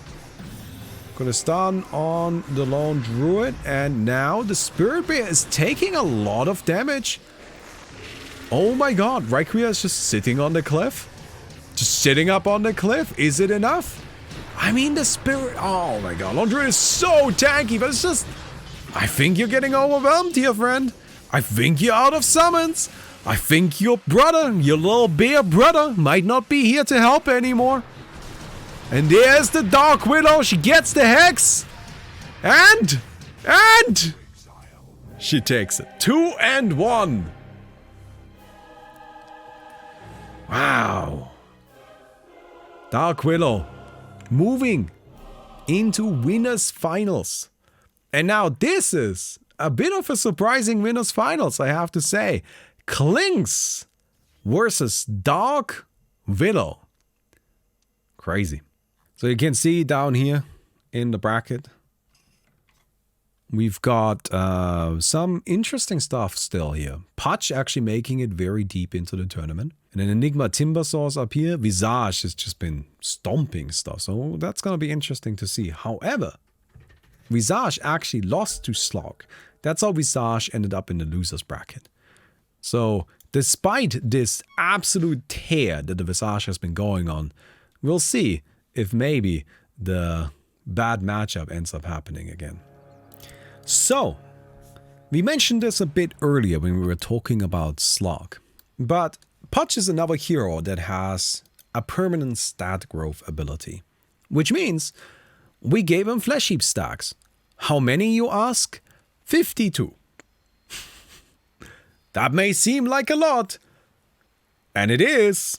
But that's what the math said. In case you are curious what the math was based upon, it is based upon a good game where you get to level 30. On the other side, we have a Gyrocopter with an Aegis. That's not an Aegis, a Giant's Ring. That's very funny. So the Gyrocopter with the Giant's Ring here. Well, we'll see how this plays out. We'll see what both of them do. Of course, an important aspect here is also the flak cannon, kind of like passive shot that just provides a lot of damage output and, importantly, lifesteal, even while you're being disabled. So if you're playing a Gyrocopter, oh, the hook right away. There's the ultimate. That's so much damage. That is so much damage. Refresher? Anything? No, the Satanic is active. Gyrocopter now just fighting. Satanic, so much healing. And we have reset the fight. There's the second Pudge ultimate. We've got a Hex now ready. There we go. Cooldown. Pudge just attacking. And wow, that does it. Turns out the power of Silver Edge, even on a Pudge. Even on a Pudge. Well, we'll see how this goes. Gyrocopter going for a bit of a different approach this time. BKB and the Ex Machina for a refresh on the BKB, which is very smart, I think. Still pretty low on damage. The butterfly. So butterfly is an interesting item. It offers a lot of survivability if your opponent doesn't have an MKB, of course.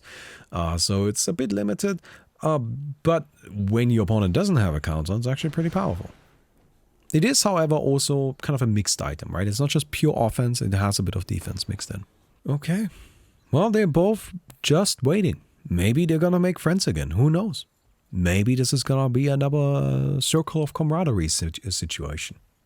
How can you really tell? There's the hook. Oh, again! Acolyte! No, don't get caught! This time around, the Satanic is active though, so the passive shots from that Aghanim Scepter actually healing quite a lot. BKB is now going, but Pudge is gonna have another ultimate, and there it is! 2-0, clean. Miss Daz gets it.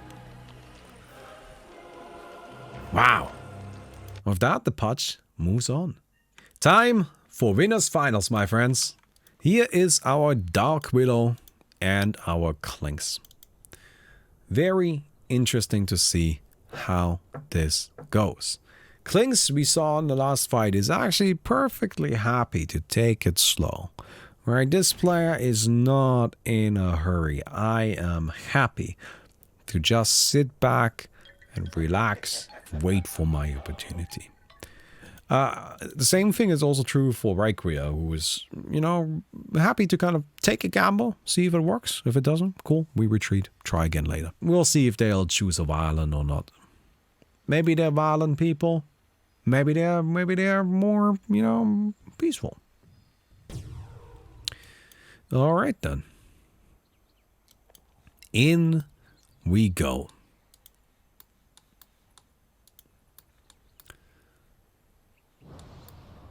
Clink's gonna go invisible right there. Maybe they're piano people, and maybe they're piano people. Maybe they're violin people, maybe they're trumpet people. Who knows? Who knows? I think there's no telling. But both of them are happy to just sit back and relax and let things happen. Our Clink's just rotating around, taking it easy, playing it safe. Sticking to this high ground area. Alright, we're coming in now. Oh, there is the first little encounter right there, but both of them retreat immediately. Both of them just get out of there. No, no, no. We don't want to fight like that. We'll take a second if you don't mind. We're going to go ahead and just get some distance. And you can see our circle of camaraderie is closing in. It's an interesting location. It's very open. Very, very open. Gem on the floor.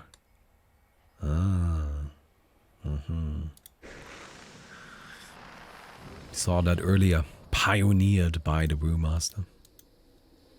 It's not super useful, but it's kind of cool. Clinks keeps the ultimate active. Oh, that's a root. A little bit of damage. Not that big of a deal. We've got regen. Alright, we're looking for a Hex. We get it. Refresher. Second Hex. But there's the Aeon Disc. I can't prevent that from happening. Even a Nullifier won't stop an Aeon Disc. Oh, there's the second Klink's ultimate though. That actually does quite a bit. Triggers the Aeon Disc. Again, BKB is now active. And the Klink's is just happy to kind of take the fight. But now hexed up himself. Oh, there's the fear. The blink forward. Bedlam. And that's it. Requiem takes the first round. And with that, well, I wonder if we're gonna see maybe a bit of a change of strategy from the Klink's. Maybe not. Does Nullifier purge Aeon? Yes. The way Nullifier works, Nullifier and Aeon, is if you cast Nullifier on a target, and then you trigger the Aeon Disc. The Aeon Disc will activate and apply the Heart Disc spell. And then it will apply the buff where you don't take damage, don't deal damage, no status resistance. And that buff will immediately get purged off. But the Heart Disc spell still happens. So what you can still do is you can still BKB, which is kind of like the main thing. That's why Aeon BKB is so nice, because there's really nothing you can do to prevent your opponent from getting out of BKB. And getting out of BKB more often than not means that they get to cast their spells. Which is a really powerful, you know, strategy, I suppose.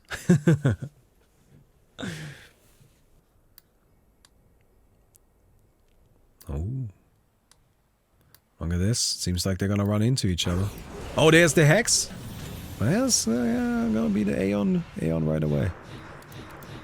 I don't think the Klink's used the refresher this time.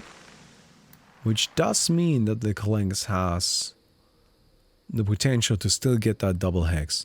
Although Dark Willow is using Ex Machina, right? We gotta check in a second. You can't click on her while she's in Shadow Realm, yeah. So Ex Machina means that you really have a very small window of opportunity where her stuff isn't actually properly online. That's like always the big problem. Ex Machina, just all of your items have 25 seconds cooldown. As in they don't really have a cooldown. Alright, there it is again. Klink's retreating out. There's the Ex Machina, and oh, that's the opportunity. I think Requiem just messed up. Oh yeah, now you gotta go. This is where you have, no, where are you going, Klink's? This was your moment. Okay. Alright, that was the only time that the Dark Willow wasn't gonna have an Aeon Disc online. Oh, there she goes, gets hexed up. Oh, actually she might have thrown. She might have thrown it. Oh! Wow. Well, that was a bad blink. That was not a good blink. And with that, 1-1. Klink's Q is being brought up, and yes, Burning Barrage will still hit her, but Burning Barrage is an AoE, so kind of that's why. Oh, interesting. Very small arena.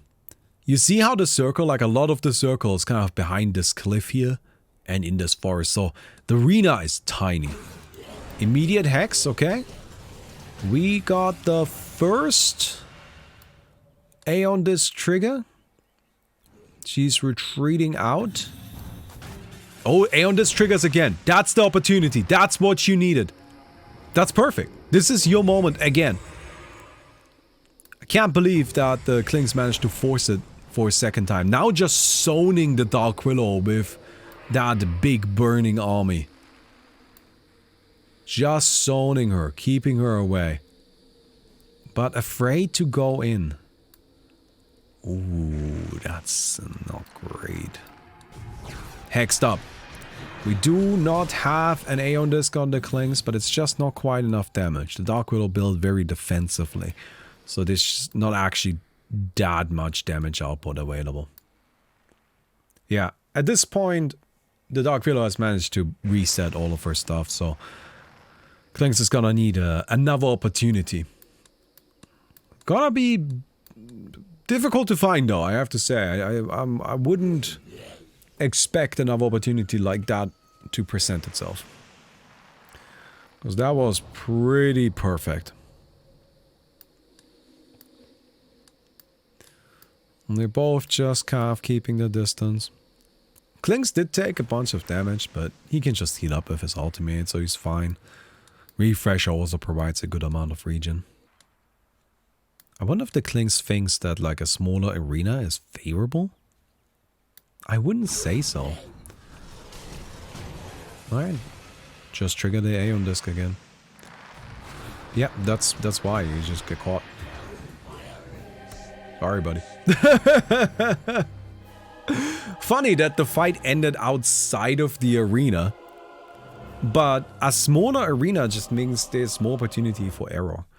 Right? And then the hero that has more leniency here, which is definitely the Dark Willow, has an advantage. And Dark Willow ends up taking it, making it so that Dark Willow is now sitting in grand finals. And we still have to figure out who's coming in from the loser side. Visage gonna be going up against Timbersaw. Very noteworthy aspect of this battle. The bracket both of these players have had. Timbersaw versus Visage right now, but just look at what they have been doing. Timbersaw right now has been winning against Warlord, Sven, Ricky, Undying, Meepo, Axe, Enigma, and finally Slark to make it here. While the Visage beat Ursa, Lich, Night Stalker, Nyx Assassin, and Phantom Lancer. So, absolute champions up to this point. The god tier brackets, the underdogs coming in and cleaning up house. So it's gonna be exciting to see how this plays out. Timbersaw going incredibly tanky, which is smart. I like that. I mean, look at this guy. 45 additional armor right now. This is 20. This is 15. This is another 10. Incredibly tanky.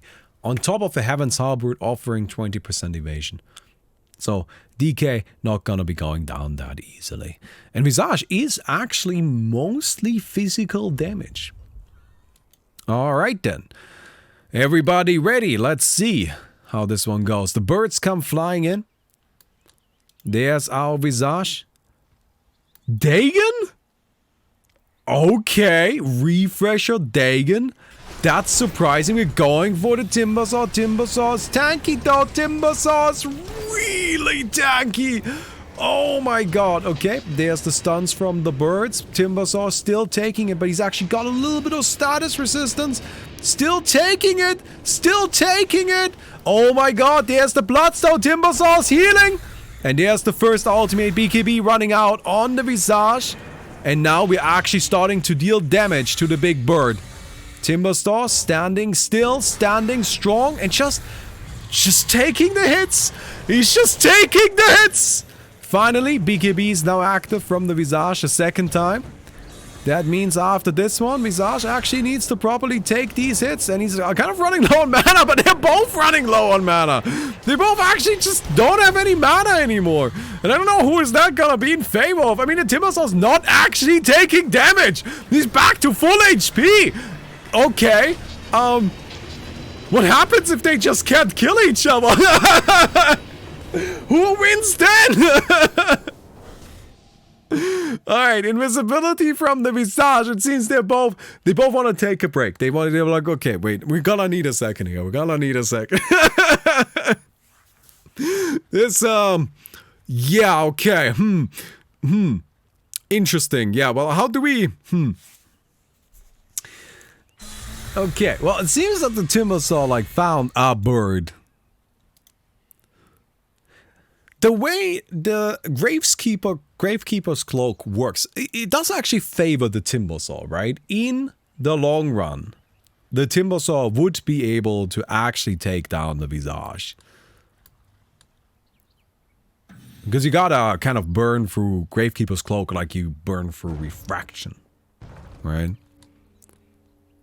Gotta read your abilities. Alright, friends, let's read the abilities. Visage generates a layered barrier that protects him from damage. If he receives damage from a player, one layer is removed and takes time to recover. Max layer is 9, damage reduction per layer 20%. So, Visage, in other words, isn't really taking damage. He has a maximum damage reduction of 80%, which is how much damage he takes, 20%. The layers have a recovery time of 3 seconds.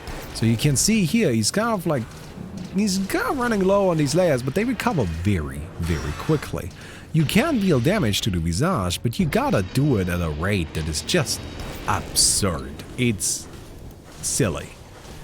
Now, on the other hand, Timbersaw, of course, has reactive armor, which similarly makes the hero just kind of unkillable. That's great. I'm glad that you guys are having fun, honestly. You guys are great pigs. I mean, good job there.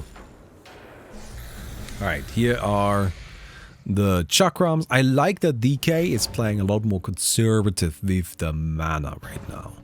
Alright? Because we've got our Visage just kind of running a little bit more low. Just doesn't quite have the resources. But the thing is, DK is right.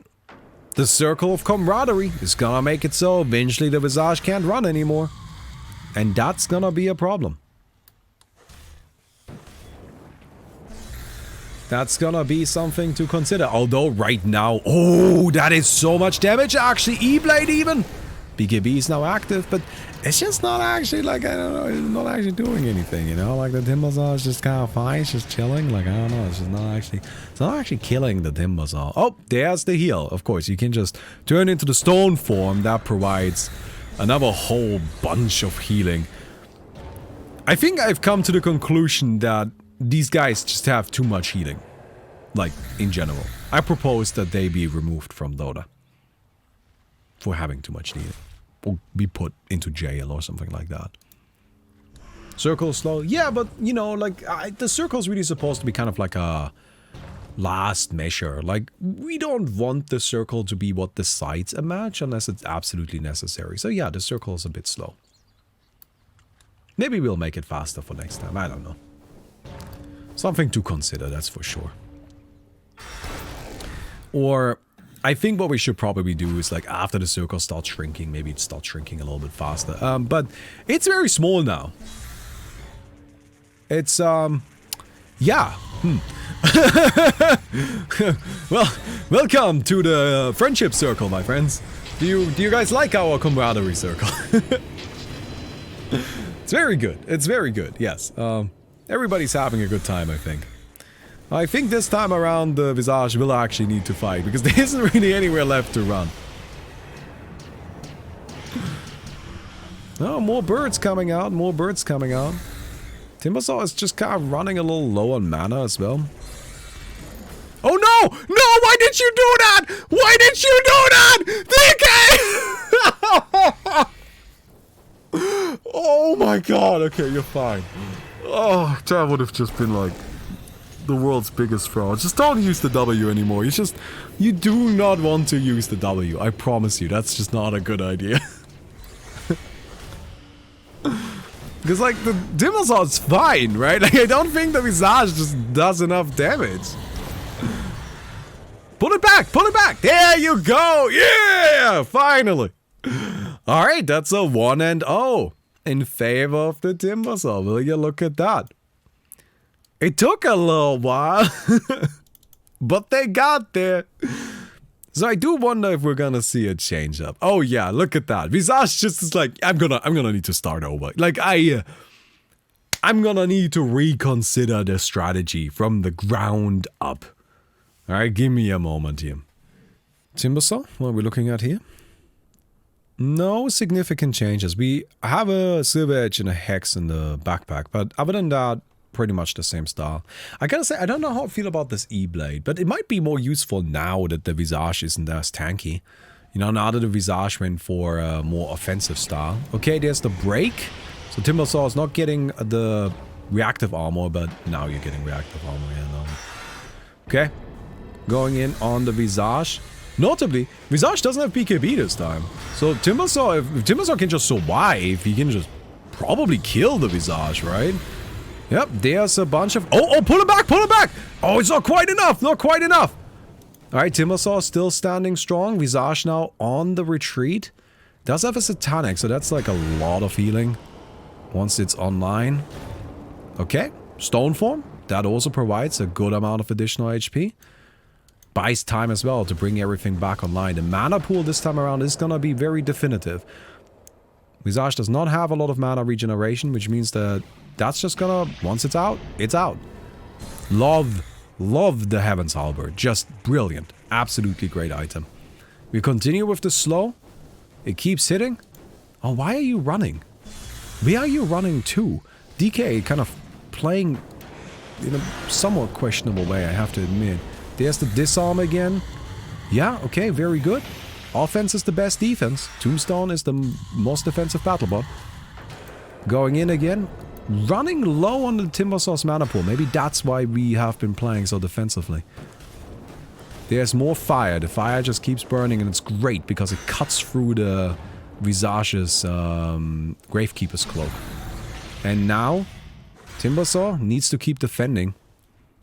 Visage is out of mana, Timbersaw is out of mana, but Timbersaw does have a Bloodstone, so that's just more mana in the long run.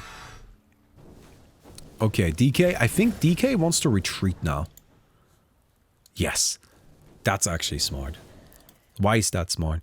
Because the Visage doesn't have a way to restore mana, right? Visage is just gonna be out of mana for the rest of the fight, like, at least as far as significant mana reserves are concerned. The Timbersaw can stall to reset. And you can see here, we're back up to 800, back up to 900 in a bit. And the more time passes like this, the more likely it is that the Timbersaw can launch like a full assault again. Of course, the important thing here is that you do actually have to eventually do it.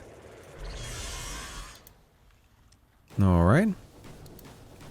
And the nice thing about right-click as an item style is that it doesn't really need mana, strictly speaking. You can just attack.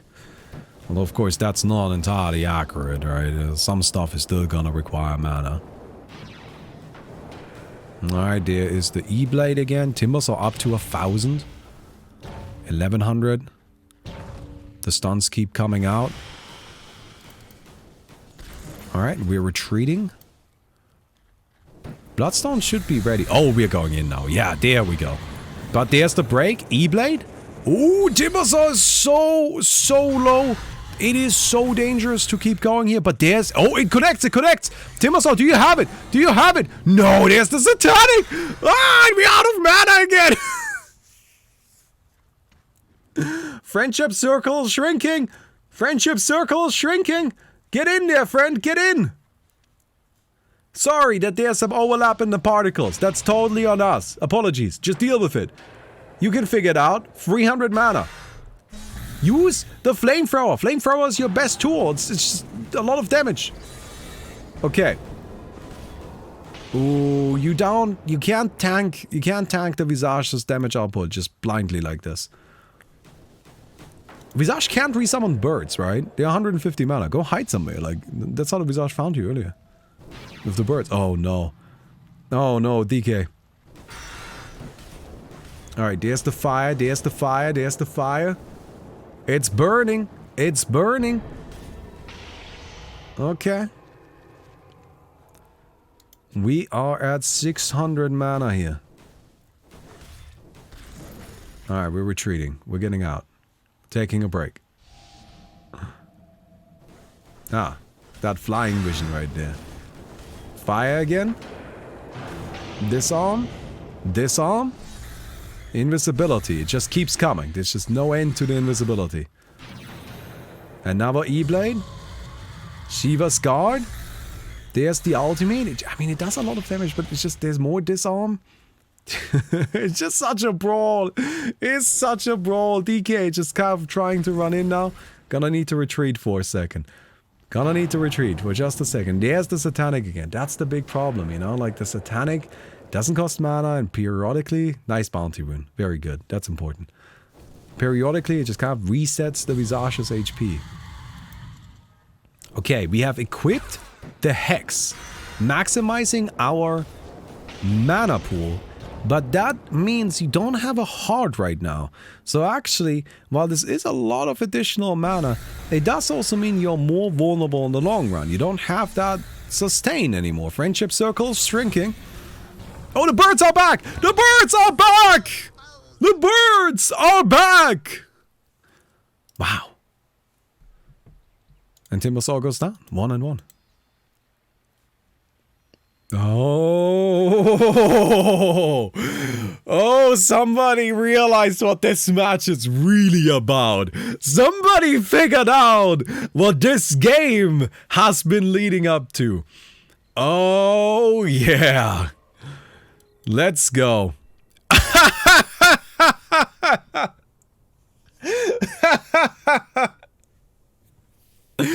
Oh my god. Timbersaw on the other hand kind of sticking towards that. That's passive damage, but you lose a lot of armor. But that is passive damage. That will work even, and it lets you hide in the trees without needing to use mana for it. Boots. Oh, 460 movement speed on this guy now. We've got boots on the Visage as well. Look at that. Now that's where the strategy is evolving. Oh, they run into each other right away. Timbersaw is up on the cliff here, but this is looking rough. This is looking rough. Gets a disarm on the Visage. Ooh, stuns. Is that it? E-Blade. Oh my god. Who won? Visage takes it. No, the Timber's still on wards in the inventory. Oh, you can't just, no, buddy. Oh, that's just such a harsh loss. Oh, that is just so painful. Oh my god. And with that, Visage moves on in our bracket. Gonna be fighting against Huskar. So, Faceless Void versus Pudge. I do wonder what we're gonna see here. Here's our Pudge. Double hard Shiva Scarred Butterfly. Butterfly is goddamn genius. Do you know why the Butterfly is absolutely... Oh no, we're getting spammed. Somebody do something about this. Like, what's going on there? Anyway. Alright, let's just... sorry, chat. Emote only. Emote only for a second. Because we're getting... there's a bunch of bots there. Don't worry about it. Alright. So, Pudge versus Faceless Void. The Butterfly is goddamn genius because the Faceless Void does not have an MKB. There is no MKB in sight, which means Butterfly is 35% physical damage reduction. That's just straight up what this is. And that is amazing. That's gonna be super, super, super powerful here. Combine that with the 10,000 HP, 44 armor. I think Pudge has a real shot here. I think that's very much possible. Also, Faceless Void's damage output, not actually that spicy, I gotta say. It's not that crazy high. I mean, the thing is about Faceless Void, you don't need that much damage output. Because it turns out 12 seconds of attacking anyone usually does it. Like, it doesn't matter how much damage you do. If you have a Divine and crits, you will kill people in 12 seconds. Alright, it's not that crazy to assume that, especially if you have Time Lock and, you know, you're an agility hero. But, you know, there's always the matter of Pudge just being really fucking tanky. Can you guys just get it over with? What are you waiting for? We know what's gonna happen. Right? Chat. Everybody knows what's gonna happen, right? We gotta just have a chrono. I guess the Pudge wants to try to like just get a one-shot kill. With like hook into ultimate, into hex. Into, I'm not sure. Another ultimate? That's not gonna happen. Oh? Oh? Oh, okay. Finally, there we go. Alright, there's the chrono. Ooh, this gonna be... Oh, it's not! It didn't happen! It wasn't enough! It wasn't enough! No, you hexed the golem! You're fine! You're fine! There, you're fine! It's fine. You're good. You're good. Don't worry about it. Alright. Oh, we see a swap out here. Look at that. Pirate hat coming out instead of the Apex. Which Pirate Hat is more attack speed, but doesn't offer any damage. So Apex, of course, is 75 attack speed and 75 damage. So kind of like debatable which one is a bit better. Both of them, of course, aren't the best option, but that's okay. Alright, into the fight we go. So Faceless Void picking up an MKB this time, which is gonna work against the Butterfly, which the Pudge still has. Oh, there's a hook! Oh, okay, okay, okay. Hex, Hex, Hex, yes! Abyssal Blade, is it ready? Is it ready in time? No, it worked! It was enough! Oh my god! Pudge takes out Faceless Void! Faceless Void is dead! Faceless Void is dead, everybody! Okay, Faceless Void didn't get second this time around. Not this time around. Alright, next up, we've got Huskar versus Visage. That's gonna be some wild stuff as well, isn't it? I am still firmly convinced that Faceless Void is the best hero in Vigil. Although, with that loss, Faceless Void, yet again, did not win. Third time in a row. I wonder if we'll ever see a Faceless Void actually take it. But despite Faceless Void not winning 3 times in a row now, what was that? That was the worst Book of the Dead I've seen in my goddamn life. Alright, Huskar is going in. Yeah, this is where Huskar is just really strong. The burning spear, lots and lots of damage, and Visage is probably gonna just lose here, right? Like probably just dead. Yeah. There's the taunt. Nice, clean. It's a bad matchup. Visage relies on this Gracekeeper's Cloak to keep himself alive, right? And Gracekeeper's Cloak gives you additional damage reduction per instance, or like that goes away with instances of damage. Now, do you know who does a shit ton of instances of damage? Huskar. Just a crazy amount of instances of damage. So that's really like your thing as Huskar. You can just kind of go nuts with that. And yeah, you saw that right there. Book of the Dead is a really interesting choice. I think it's actually kind of clever. I wonder if that's kind of a preliminary counter to the Visage's mana problems that we noticed before. Where are you going, friend? Okay, so that was the second worst Book of the Dead I've seen. You know, we're working our way down. So, how's it going here with the Visage? Invisibility, Skadi this time, which is good. You need to like limit the healing. And Huskar is caught out. The Book of the Dead is attacking the Visage. Hex is active on the Huskar. Stun, but stun doesn't prevent the inner fire. Still manages to close it out. Yeah. Okay, we got a lot of like evasion here on the Huskar. Another note, if I may do so, if I may give it. Don't buy 2 hearts. Just don't do it. 2 hearts isn't good. If you want more region, get a Ancient Yasha, because that actually has some other utility. But don't just get a second heart. It's just not actually that good. Right? Or if you're gonna do it, get 5, right? You'll fucking lean into it. What I think the Huskar should do, honestly speaking, is BKB and what's it called? The armor thing, Ex Machina, right? If the Huskar gets BKB and Ex Machina. Okay. Alright, we get a Flicker. So Flicker does this spell.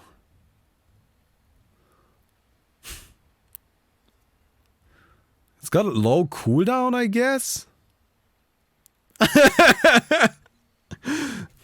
We'll see. Maybe overthinking it. Maybe not. Yeah, but BKB. Look at that.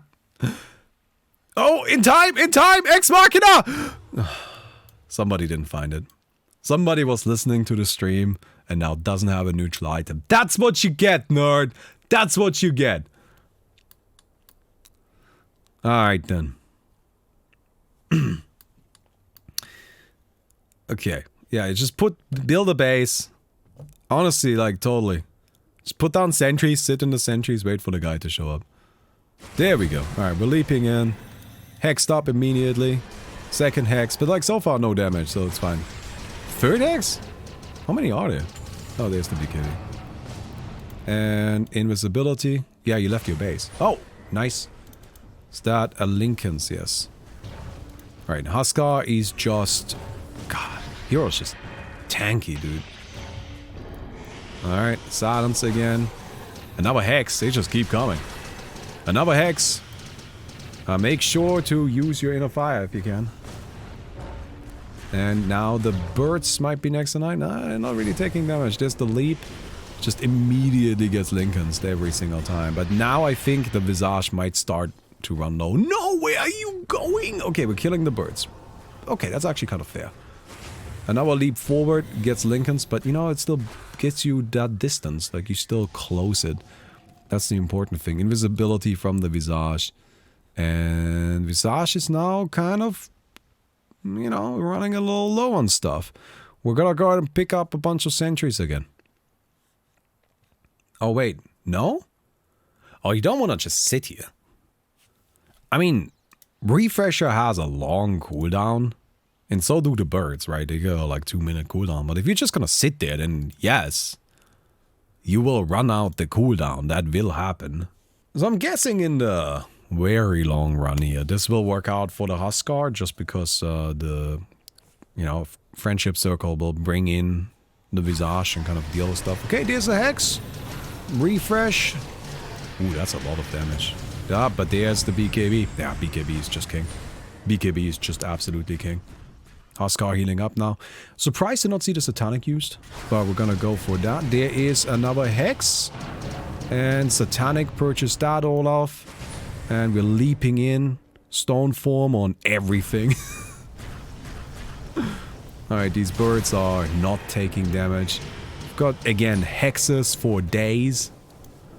But we are kind of starting to run low on inner fires. Oh, Visage is taking a lot of damage now. Oh, that's it. The Visage is done. Visage is dead. And Null takes it. Visage finally has his run ended. It took so much to bring down this Visage. Just so much. Oh my god. Look at this Visage. Takes down Timbersaw, Phantom Lancer, Nyx Assassin, Night Stalker, Lich, Ursa. Oh my god. And that's only losers bracket. I think in the winners bracket we even have another kill in all likelihood, right?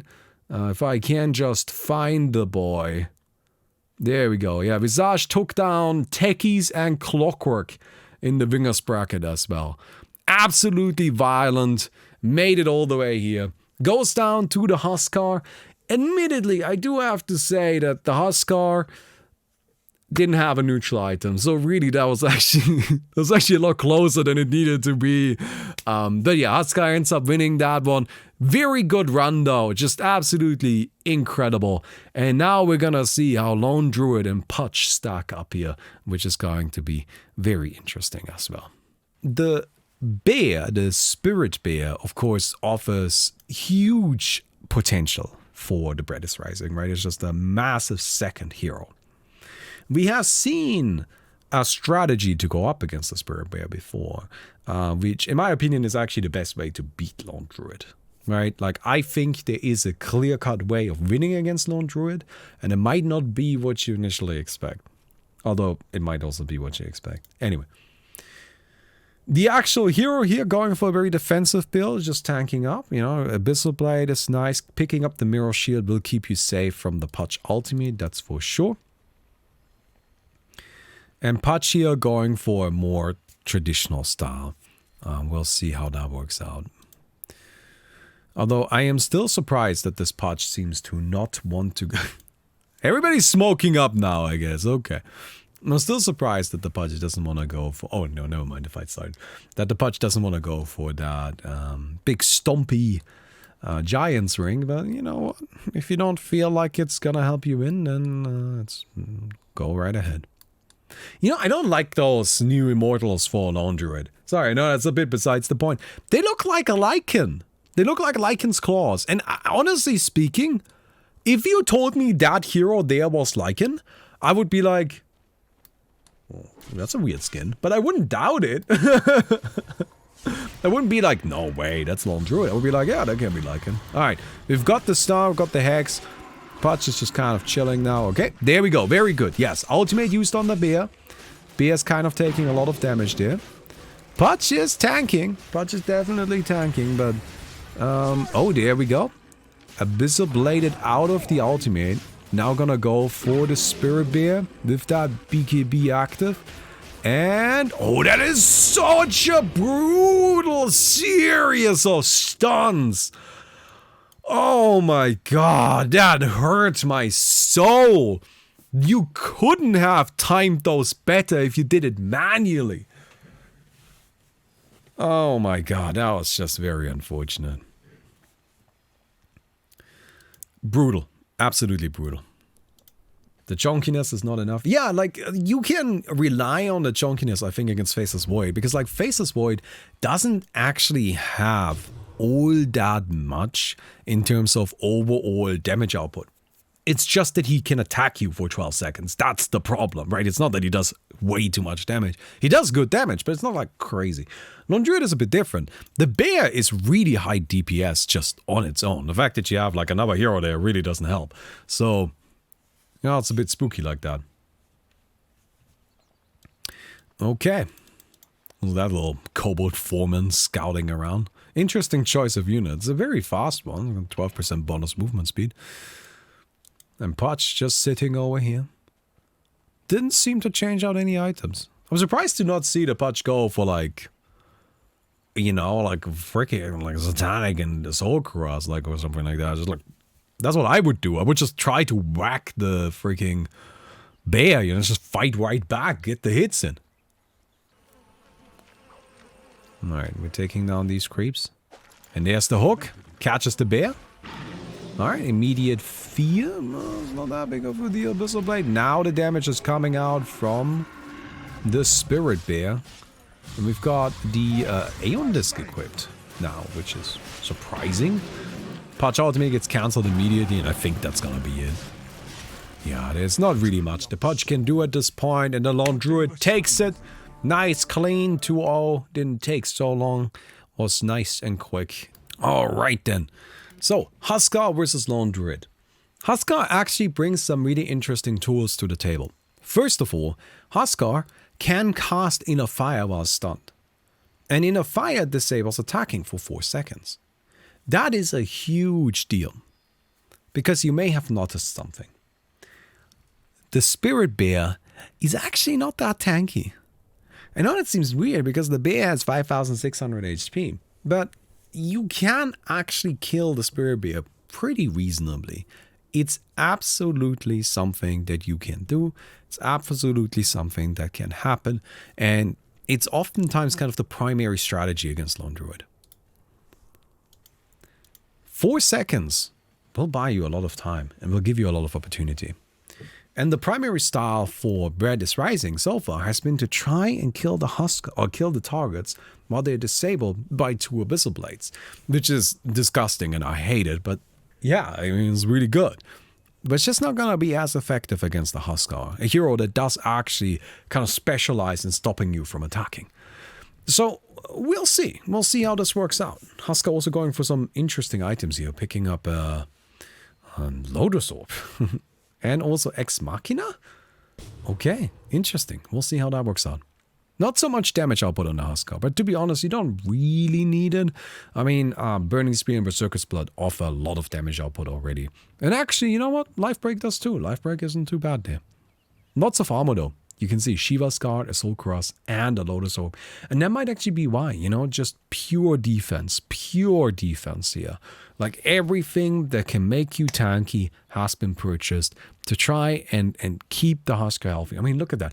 Plus 60 armor on this Huskar right now. That's just absurd. Alright then.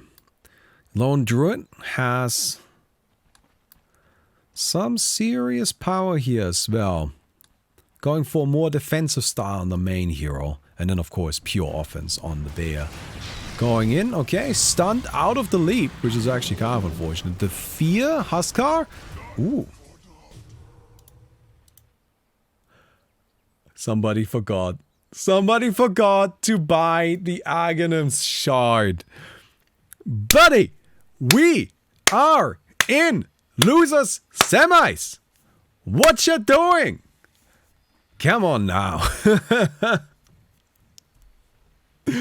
Yes, so Huskar totally just forgot to buy an Aghanim's shard. So the whole of that strategy that I was talking about doesn't apply, of course, if you don't actually have an Aghanim's shard. So that's unfortunate.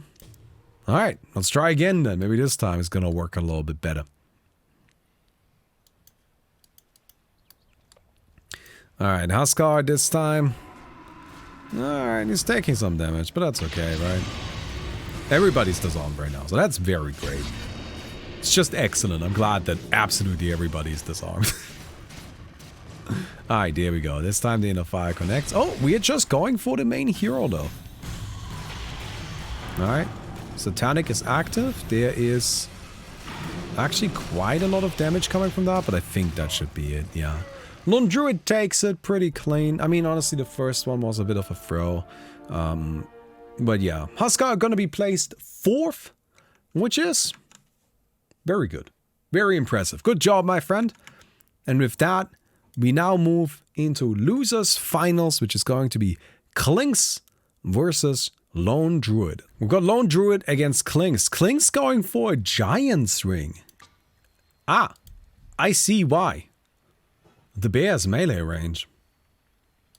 Although, admittedly, I gotta say that the British Rising does usually buy a Swift Blink on the Spirit Bear, so it wouldn't necessarily be impossible for the bear to reach to where the Klinks is no matter what. Schmannix versus the Bread is Rising. And into the first match we go. Now we saw that Klinks is totally fine with taking it a little bit slow, right? We don't need to immediately fight, although we might immediately fight, who knows? Alright, we're going for the bear already. Now, this is the power of the Klinks. Oh my god.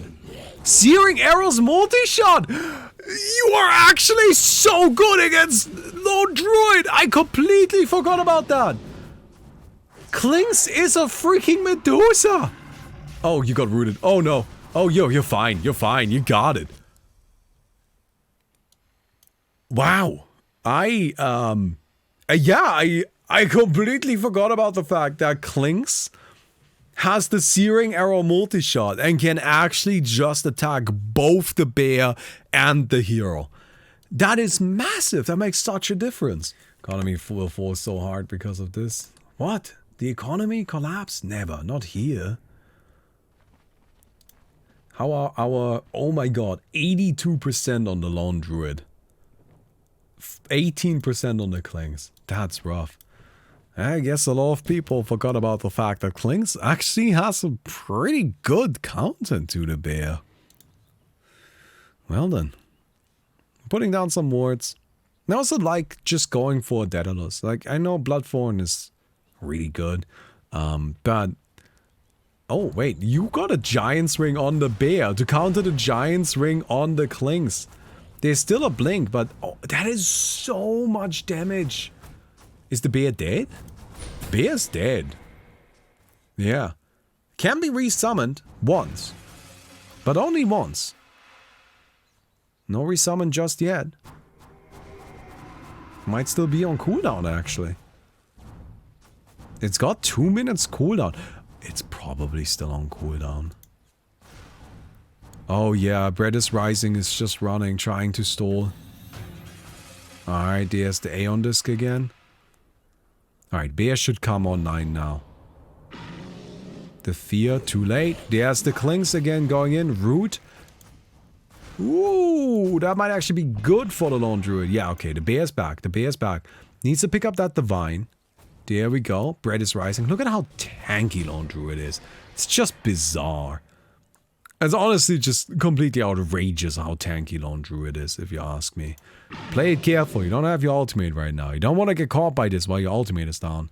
That's really what's keeping you going. Oh, there we go. That's... Okay, well, we're still fine. We're still fine. We've got some slows. Stun on the Klinks. But there is the Hurricane Pike. Very smart item. Very good. Very good. The bear's gonna heal up on the neutral creeps. And there is the burning army. That does a bit of damage, but Lone Druid is actually just gonna take it down with the hero. In the meantime, the Spirit Bear working on the clinks. Is that gonna be enough? That's it. Whoo! 1 and 1. 1 and 1. Honestly, getting that Giant's Ring on the Spirit Bear, so smart. So fantastically smart. Because you get the pathing, right? You can counter the weird pathing from the clinks. I think otherwise there was no way the Spirit Bear actually gets to attack the clinks right there, but it worked out great. Schmelix, don't forget about that Divine. Oh, boots. Even more mobility. No Divine. Okay. Schmelix just happy to juke this out. I am worried about that. I don't know if you don't have a Divine, if you actually do enough damage to kill the bear properly. Because, like, the bear is tanky. Look, the bear does still have 5,000 HP, 6,000 HP. Like, yes, I keep making the argument that you can kill the bear, and you totally can. But you do need damage. And right now, the Clinks actually doesn't really do that much. I mean, I suppose the Daedalus is still pretty good. We'll see. Death Pact is really like something that carries a lot here. Damage increased by 300. Never mind, you got a Divine, you're fine. Alright. Bread is Rising just chilling over here. It's all good, it's all good. Oh, no, no, no, no, no. Where are you going? Oh, no, no, no, no. Oh, no, Schmelix! Schmelix! Where are you going, my Schmelix? Alright. People keep trying to leave the circle of camaraderie, and I don't appreciate it, I have to say. I just... You stay in there, my friend. You stay in the circle. Look at that. Why would you ever want to leave this? Alright, down goes the... sentry. Alright, Schmelix finds the bears. And just kind of, yeah, just kiting. Just, you know.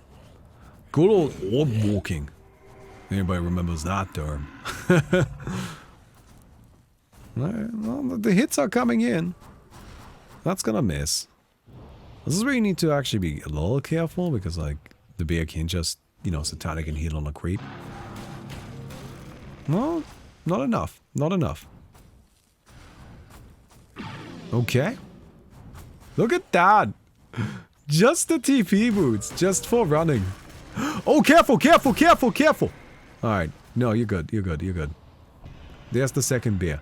Well, if you kill this one, then you are actually gonna be ready to go. Bear didn't pick up a Divine yet, so you have an opportunity, but that's a lot of stun, and that's gonna be it. Lone Druid takes a 2-1.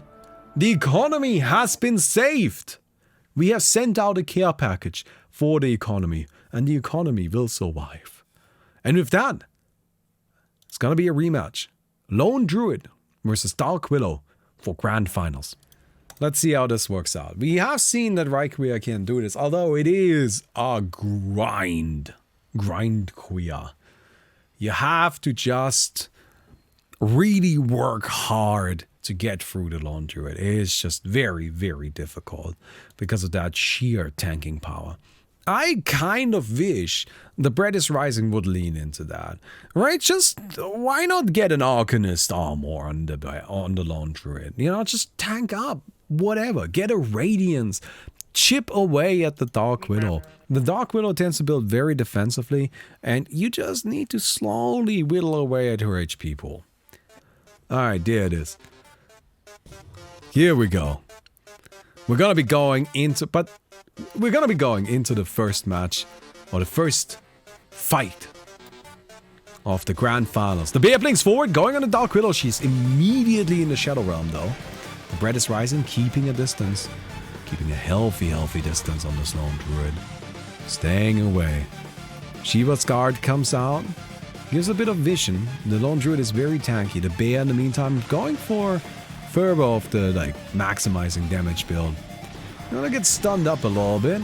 Oh, the Dark Willow's going for the Bear right now. Might be going down, but there's the Hex. Okay. BKB, Aeon Disc, that's the power, that's what you go for. And it seems that the Spirit Bear gonna be falling right here. Oh, it might even be the hero going down. No, there's a transformation. No transformation just yet. But the bear is resummoned. We're going in against another Aeon Disc, Shadow Realm, Hex on the Lone Druid. Spirit Bear comes rushing forward. The stun connects. Yeah, that Bramble Maze is just all over the place. It's not quite enough for them to really just, you know, try to dodge it, because where do you dodge to? Alright. Spirit Bear is ready to keep fighting. That misses. And Dark Willow gonna try to deal damage with Bedlam. Bedlam does a lot, but not quite as much as that Shadow Realm. And it seems like the Bread is Rising might be going down here. There's no Aeon Disc anymore. A stun gonna be coming out as well. Blink forward, and that's gonna be the first kill. And with that, it's a 1-0 lead for the Dark Willow. All the Dark Willow needs now is one more win. And then that's it. If Requia takes it, if Requia wins this last fight, then the tournament goes to her. Alright, let's see if that works out. Alright, we're going back into it. Blink forward from the bear immediately. Oh, there's the Shadow Realm again from the Dark Willow. Hexed up as well on that Spirit Bear. Another Hex on the Lone Druid. Oh, that's a lot of damage on Dark Willow, though. That big Bedlam doing a ton of work as well. And the bear's down. There's probably no resummon. It has a 2-minute cooldown. No, there it is. Okay, it's fine. It's fine. The Bread is Rising was smart. Probably used a refresher on the base. Not gonna have that happen again. The Fear connects. Oh, so much damage. But Lone Druid can just take some punishment. Lone Druid has the HP. No! Don't just run in! Don't just run in! Requia can do it from here! There's the Shadow Realm again! Nice Fear. We've got that Savage Roar refresher. A Hex! A Hex! The bear's now doing work. Lone Druid loses the Spirit... loses the transformation on Requia. Gonna be your champion. 2-0 clean victory. We have a third champion joining Alkwarn and Lone Druid. The winner of the third Wiggle is... Wait, where did she go? What just happened? Why did it get me out of there? Sorry, it's Dark Willow! She takes it! She does it! Absolutely fantastic performance. Taking down, like, just some nasty boys on the way, too. Takes down Lone Druid. Clings. Lone Druid again. Slark. Phantom Assassin. Rave King. Shadow Fiend. And Lena. Not dropping a set, doing it all from winners, but not taking an easy path there. Requia, your new champion of Wiggle 33. And I hope everybody enjoyed it. I hope everybody had a good time. I know I did. And so I hope to see you for the next Wiggle, which we will do as soon as the next major patch or hero arrives. That's always our ballpark, right? Major patch or hero, whenever that be. Next Wiggle, as always, we're gonna make 122 or 123 slots available. And then we're gonna go ahead and see who takes that one. I hope you guys enjoyed it. And I'll see you then. Alright, have a good day, everybody.